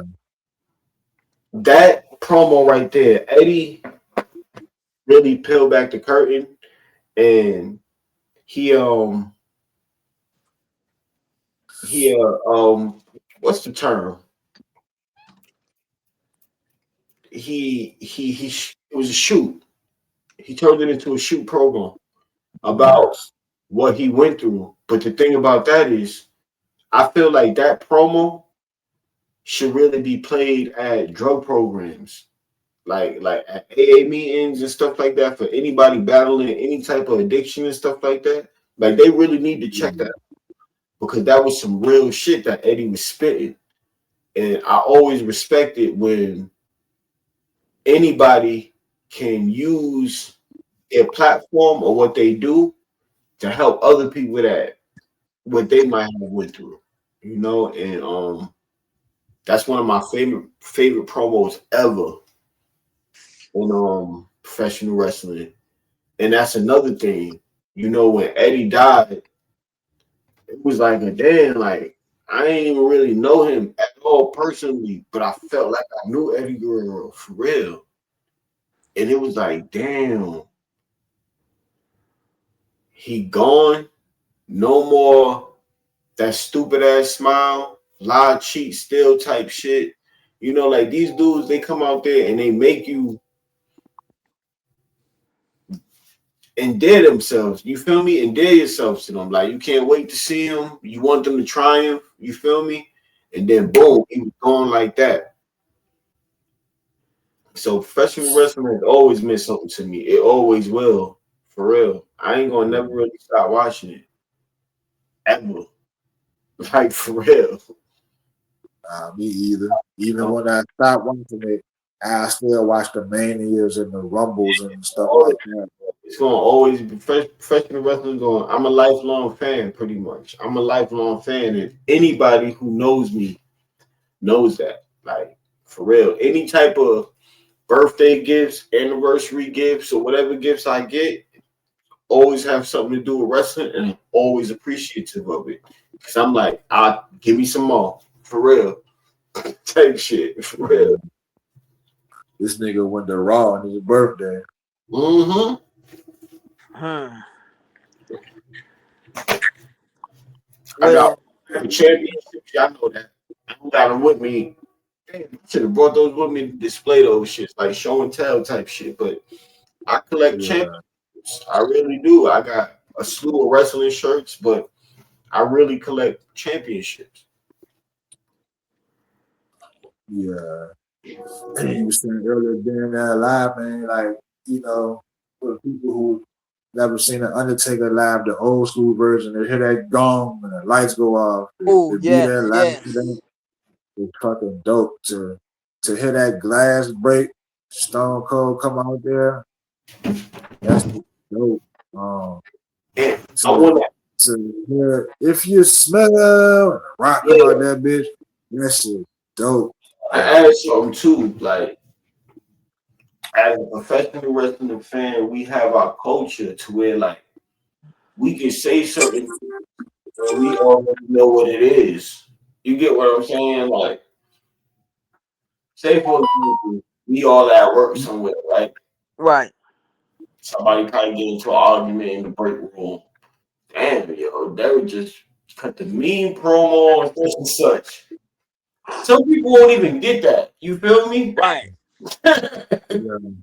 You know, like Yeah. I'm about to pop bombing this motherfucker. Some people won't get that. You know, they don't. Right. I like that about us, man. Like we got our own little culture. We also have our own little little like, you know, he ain't selling. You know. That's a bad sell job. For real. Outlaw, macho bullshit. You feel me? We know about Yeah. Dynamax. You get what I'm saying? Like Right. we Yeah. know about Dynamax. That's that Dynamax over there. Yeah, it is. Man. You know Yeah, what? man. You I'm at the I'm at the Yeah. just gonna keep the train. I'll say I'm at the, just keep the train on, keep on going. My number 2 is also wrestling. Yeah. Man, Yeah. I'll say my fandom started when I was 3 or 4, and my sister, my my older sister went. She went out and she went to go see a wrestling event. It was the first battle royal, the one Hacksaw Jim Duggan won, Mm-hmm. and she came back with a long sleeve shirt on, and on the sleeve of the shirt it had all 30 wrestlers on there. And when I saw it, I liked it so much, Joe. I told her, "Hey, let me have it." And her being the big sister and me being a little brother, hey, she won and gave it to me. And then my fandom started. It really wasn't with WWF. It started with AWA. When I watched Ric Flair and Dusty Rhodes, and yes, I'll say the wars between them two, and with the Four Horsemen and Dusty Rhodes, I'll say my fandom, it really wasn't going that big, but it was kind of like, you know how I want to say it. It really wasn't up there high enough yet, but it's like, okay, all right, I had your it's interest. the mid right now. I don't understand what the hell going on, but I kind of do understand a little bit. Like the good Yeah. guy versus the bad guy situation. I understood that. Yeah. Okay, yeah, I understand these are right here the bad guys, the 400 the bad guys, and this was the good guy. I understood that. But the psychology of the work, I really understand. I'm like, oh man, Joe, oh they actually broke this man's head. Come on,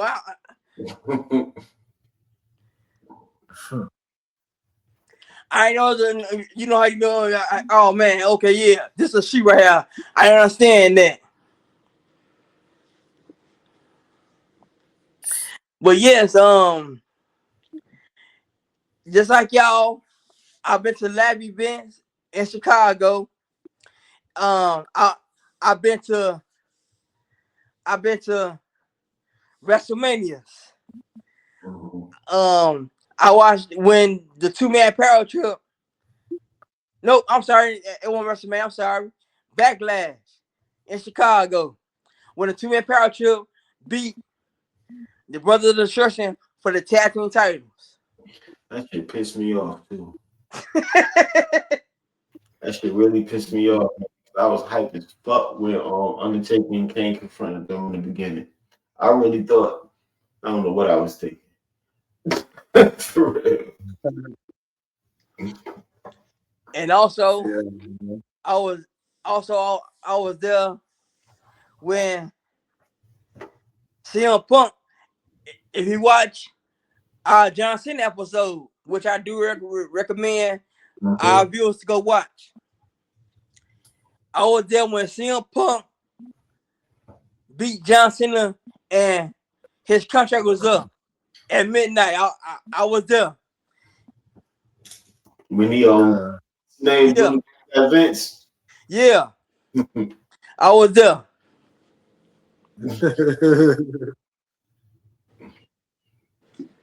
And they blew a kiss and said, And also I was there when Curtis Axel beat Wade Barrett for the FC title. Curtis Jackson, whatever happened to that guy? Oh wow. He was the victim of legacy, yo. He Yeah. they emphasized his pops too much. yeah. What you wanna do now? Wrestling today still a little bit. Yeah, but those dudes, they kind of like live up to it. Yeah. That's quick. Yeah. Wrestling, boy. Man, it is what it is. Yes, sir. Everybody remember different reasons. The point is, we all love it. We all love it. Yeah, we all love it. Without professional wrestling, ladies and gentlemen, there would be no smoking section. Y'all wouldn't even be here with us right now. Man. That's real shit. Yeah. Shit, man. We already know it ain't no secret. The number one thing I love the most, the number one thing I enjoy, I mean, we already know from the analytics, but what Spotify said,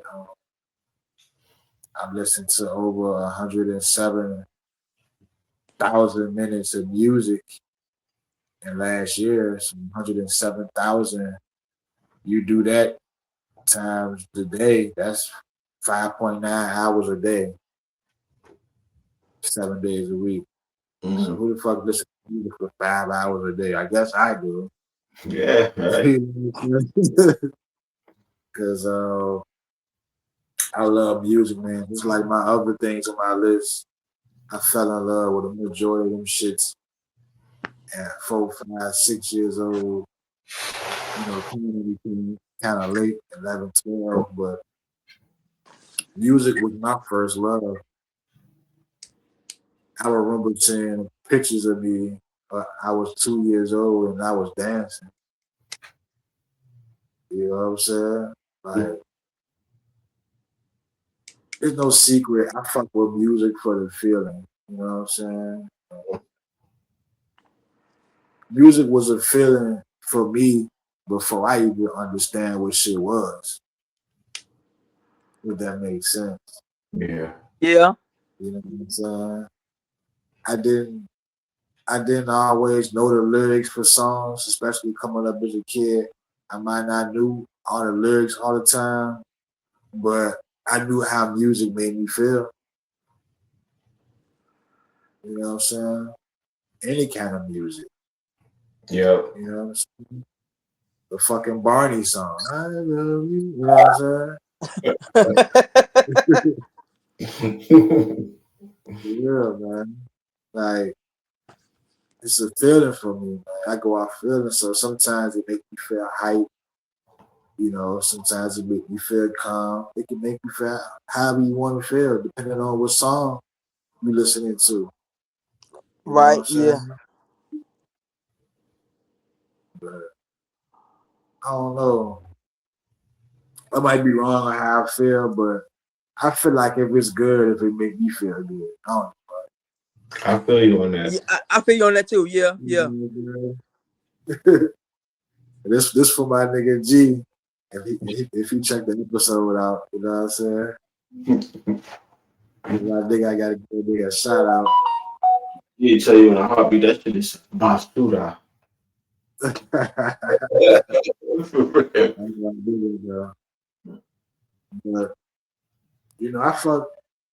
I love music with emotion too. Emotion and meaning. You know what I'm saying? Like the storytelling of it. If I can visualize what you're saying while you singing your song or rapping or whatever.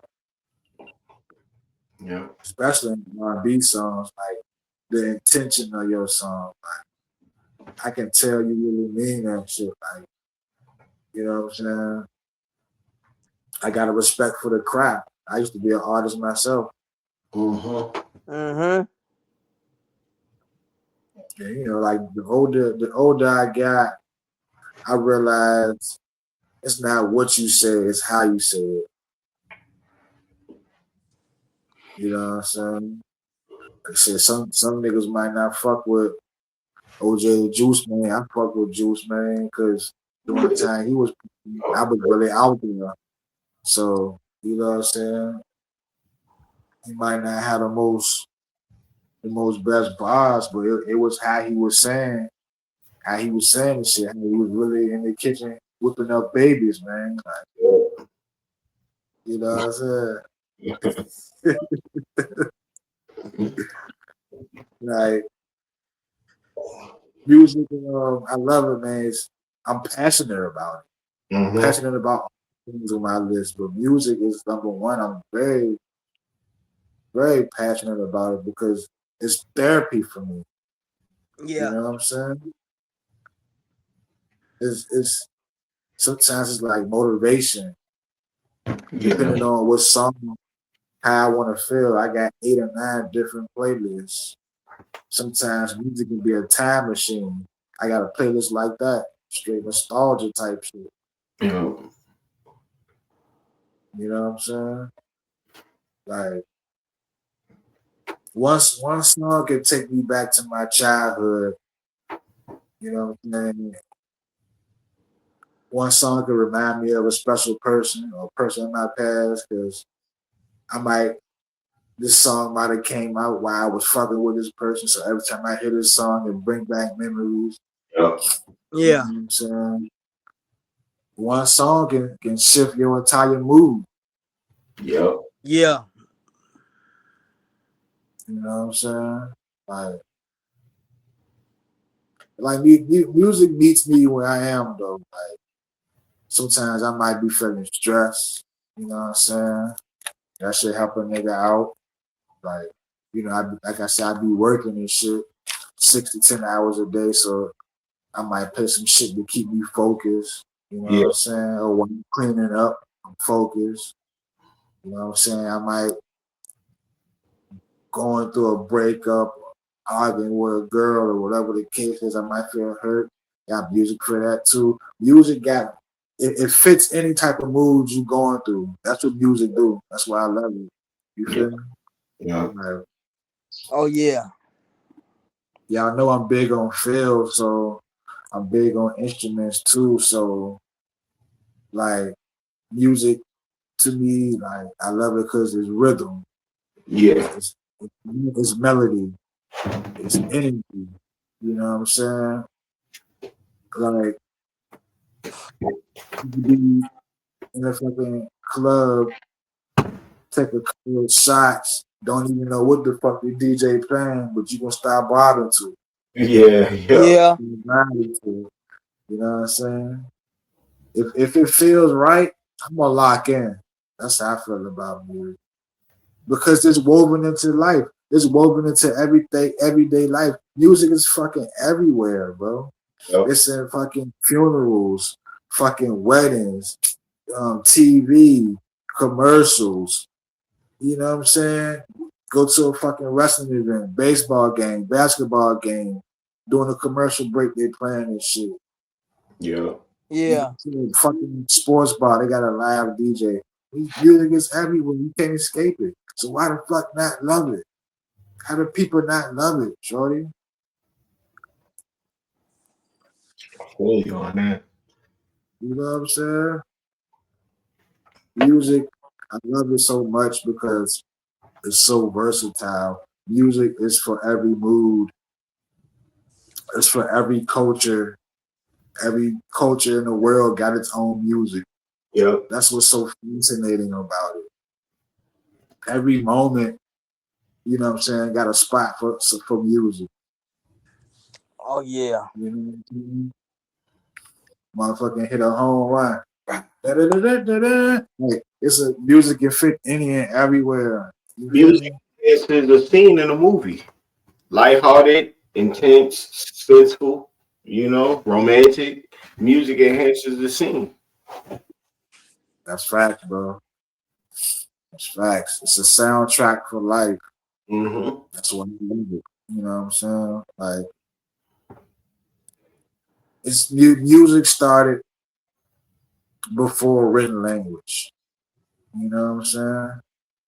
As far as we know, niggas was making music off of bones and animal skins and shit back then. Like, rhythm came before words. That's how fire go back. You know what I'm Yep. saying? Music is humanity's first language. Niggas was boogieing before we learned how to write shit down. Yep. Fact. Yeah. It's fact. Facts. That's facts. Like, music, it always been with me. You know what I'm saying? As a kid, like ever since a kid, like it was about how it made me feel, like I say. But as I got older and an adult, and I listened to some of these same songs, it's more about the emotion and the meaning. I connect to it. Yeah. That's probably why I fuck with so many different genres and shit too. You know what I'm saying? I'm passionate about it because it's universal, man. No matter what the genre is, it's universal. Nigga can play some fucking Hispanic shit. Don't even know what it is. Bad Bunny, the shit rock. We gonna vibe to it. You know what I'm Yeah. saying? Right. Yeah. Yeah. Like it's everywhere, and it speaks to me the way words can't. You Right. know what I'm saying? You that one specific beat that you like. Oh man. Oh yeah. Oh this song hitting right here. Then just start just two stepping it out. Just two step. Yeah. Yeah. And I'm gonna leave y'all with my five favorite instruments real quick. Um, and I love live instruments. I can damn near identify them in every song because I got the ear for them. So I can just hear everything that's going on. It's weird. I just do that, but I like the saxophone because the saxophone is like the voice of the song. If that Yeah. makes sense. It's hard to play. You definitely need a lot of breath control. You know what I'm saying? Because one wrong breath, you can fuck the whole song up. Man. A Yeah. couple of my favorite sax players is Ronnie Laws and Boney James. Okay.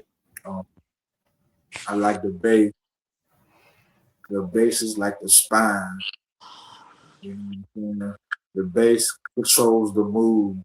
It controls the groove. You know what I'm saying? Sometimes the bass often goes with the drum. Like John, you know this, Billy Jean, the do do do do do do do Yep. do do do do. You know what I'm saying? That's the sound that control the song right there. It is the backbone, like you said. So some of my favorite bass players is Flea and Larry Graham. Um, I like the drums, of course. Um, the drum is the heartbeat of the song. It makes the song feel physical. Everybody knows what the drums do. You Yeah. definitely need good hand and feet coordination. You definitely need good body coordination to make all them fucking moves and hit the different drums and cymbals and jump Mhm. with your feet. It takes skill. My favorite drum player was Dave Grohl, the drummer from the um, frontman for the Foo Fighters. I also like the organ. Similar to a piano or keyboard, I like the organ better because to me the organ is more powerful Yeah. and it's more heavenly and it's more haunting. The organ do a sound that the piano and the keyboard can't. Yeah. Yeah. You know, because you got the feet pedals too when you Yeah. play the organ. You know, I like my slap play the organ. You be playing that bitch. You know, last but not least, man, I like the harmonica. You got a song like playing with harmonicas is like the emotional instrument of the song. When I hear somebody playing it, it's like a struggle, pain, soul. You know, Yeah, but yeah. As I said earlier, man, I fuck with all types of genres, man. I'm all over the place. I love music, man. respect. We're gonna segue into mine. My number one is music as well. I already knew the viewers knew this was coming. We music heads on here. Um, a lot of stuff that Jamal said, I really agree with. Um, Music to me, it invokes emotion. It helps me regulate my emotions. Um, I think better when I'm listening to my music. I love all type of different genres. I love the instruments, all of that. What I think I get most from music is the lyrics. As much as I love the instruments and appreciate them, I'm more of a lyrical guy. I love the no matter what genre too, because I think music is probably one of the best ways to convey a message. What you feeling or what you thinking, or maybe a way to help somebody or anything like that. Music is one of the best ways to convey that message because it's a powerful influence. And like Jamal said, he said himself, if he's feeling the vibe, he gonna lock in. So if somebody's feeling that the way that you bring it to them, you feel me, you got their attention and they gonna listen. Like me with so many of the artists I listen to, DMX, Tupac, Eminem, you know, um, Temptations and all of that stuff. Bob Dylan, I love it all, like for real. But those messages that I get, that those feelings, and then they have this ability, whether it's just a verse, whether it's a lyric, whether it's a song, or even sometimes you get lucky, it's a whole album. But it feels like it was created just for you because it's exactly what you're going through. It's exactly what you needed to hear. You feel me? Whether it's motivation, whether it's something to bring you down and calm you, whether it's something that just gives you the ability to feel, right? You just want to open up a little bit and just vibe and feel whatever it is, pain or whatever. Like music is it's a safe zone. It really is a safe zone because you pick what you want to listen to, so there's literally no judgment there. You know, Yeah, it's just for you. I'm the same way, Jamal. Like I got playlists that's specifically for my feelings. I got angry music. I got an angry music playlist. I got a chilling with company playlist. I got a smoking and chilling playlist. I got a motivation playlist. I got a exercise playlist. A good morning playlist. Like real talk, for real, and they're all carefully crafted. And I'm just so grateful to have so many artists, so many talents, where I could just cherry pick. Oh, that's perfect. Oh, that's you feel me? Like you were yeah, saying, music is everywhere. Yeah. Watching a TV show or watching a movie and probably hear a song or hear an instrumental and it catch my ear. And now I got Google. I'm actually what's the song? I put it on my playlist for later. You feel me? Um, we send each other songs. You feel me? Hey, yo, check this out. Like music is also a bridge to connection and friendship.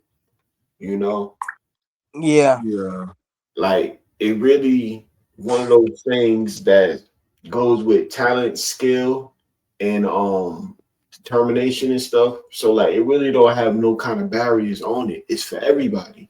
Music is for everybody, yo. You can't gatekeep it. You can't say this is mine and you can't have it. No, music is for everybody, and anybody can make music. Anybody can make music, man.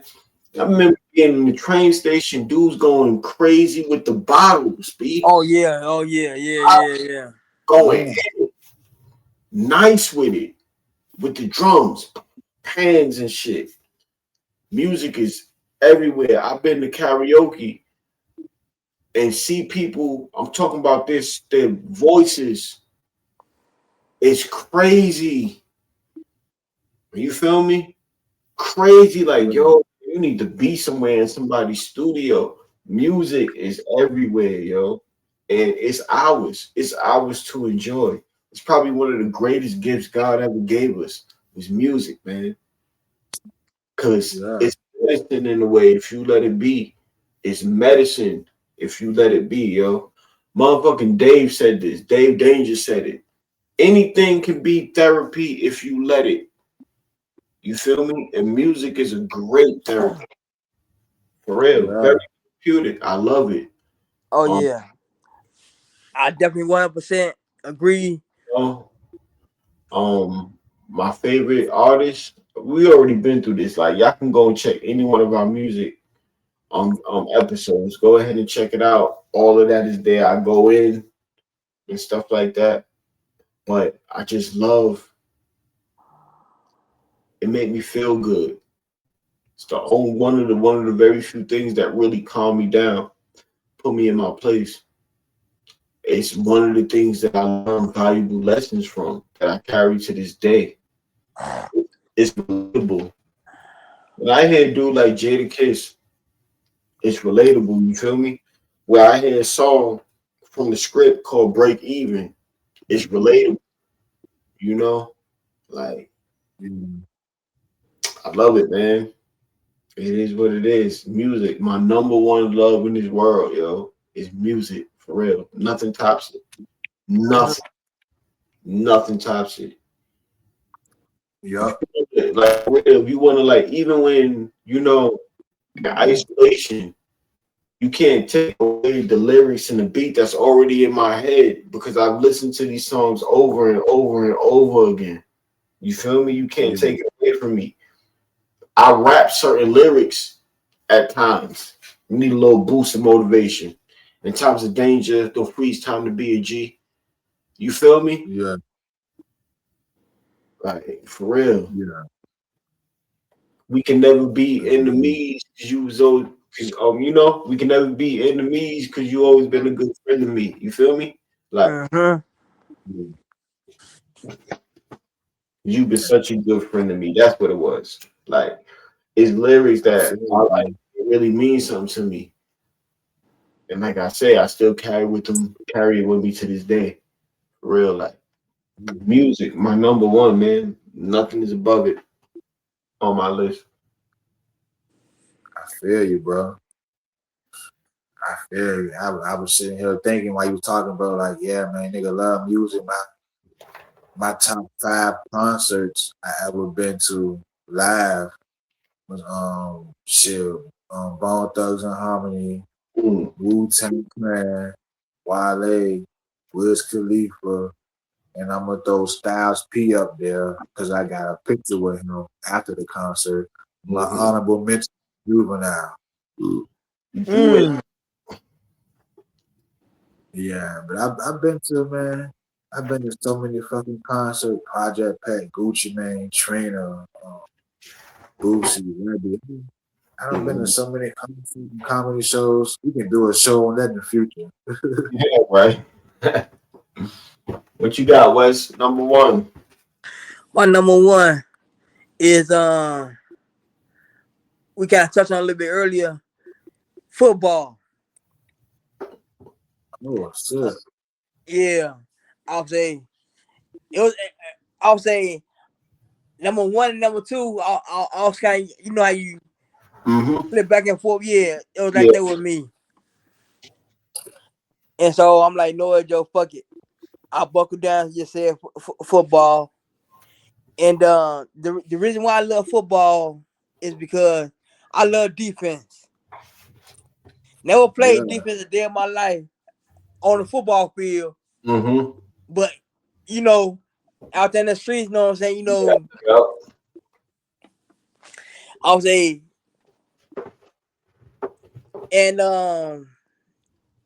it, it brings friend, it brought me friendship, and also it brought me hate. I mean, you know how niggas be hating on you, know what I'm saying, John? Because you out there playing, good, niggas out there hating. Yeah. I know that hater ain't talking about being hated on. Bro, man, I'm saying, man, niggas hate Joe just because, you know what I'm saying, Joe, you made them look sad, or you made them look pitiful or something. Niggas hating on you for that. Damn. Yeah, I'll say, because I fell in love with defense through Ray Lewis and Jerome Bettis and Bus. yes, the bus. Sweetness. Even though he ain't played since 2000. I'm sorry, yeah, 2000. Ray Rice. You know What about LT? him too. Yeah. The whole 85, the whole 1985 Bears defensive line. Let me put it that way. Yeah. Yeah. The 2000 Ravens, man. Yeah. Trent Dilfer was the quarterback. Yes, yeah. Trent Dilfer got a goddamn Super Bowl.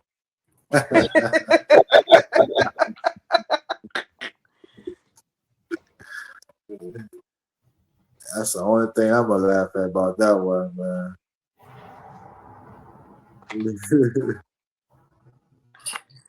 That's crazy, but Dan Marino ain't got one. That's crazy. Man, I sometimes like, I'll say it's like football and wrestling. I'm say in wrestling you got so many wrestlers that haven't won the championship, and also in football and basketball you got so many players that haven't won the big one. Yeah. They don't know how I feel to get that confetti and to get that Lamborghini handed to him. Yeah. The Razor Ramones and the Mr. Perfects. Yeah. The Jake the Snakes. You don't get to hear. You don't hear what's my man's name? You gonna get to hear the nigga shit say, "And no," you gonna hear that shit. No. Yeah, the Fink. The Fink. Yes, the Fink.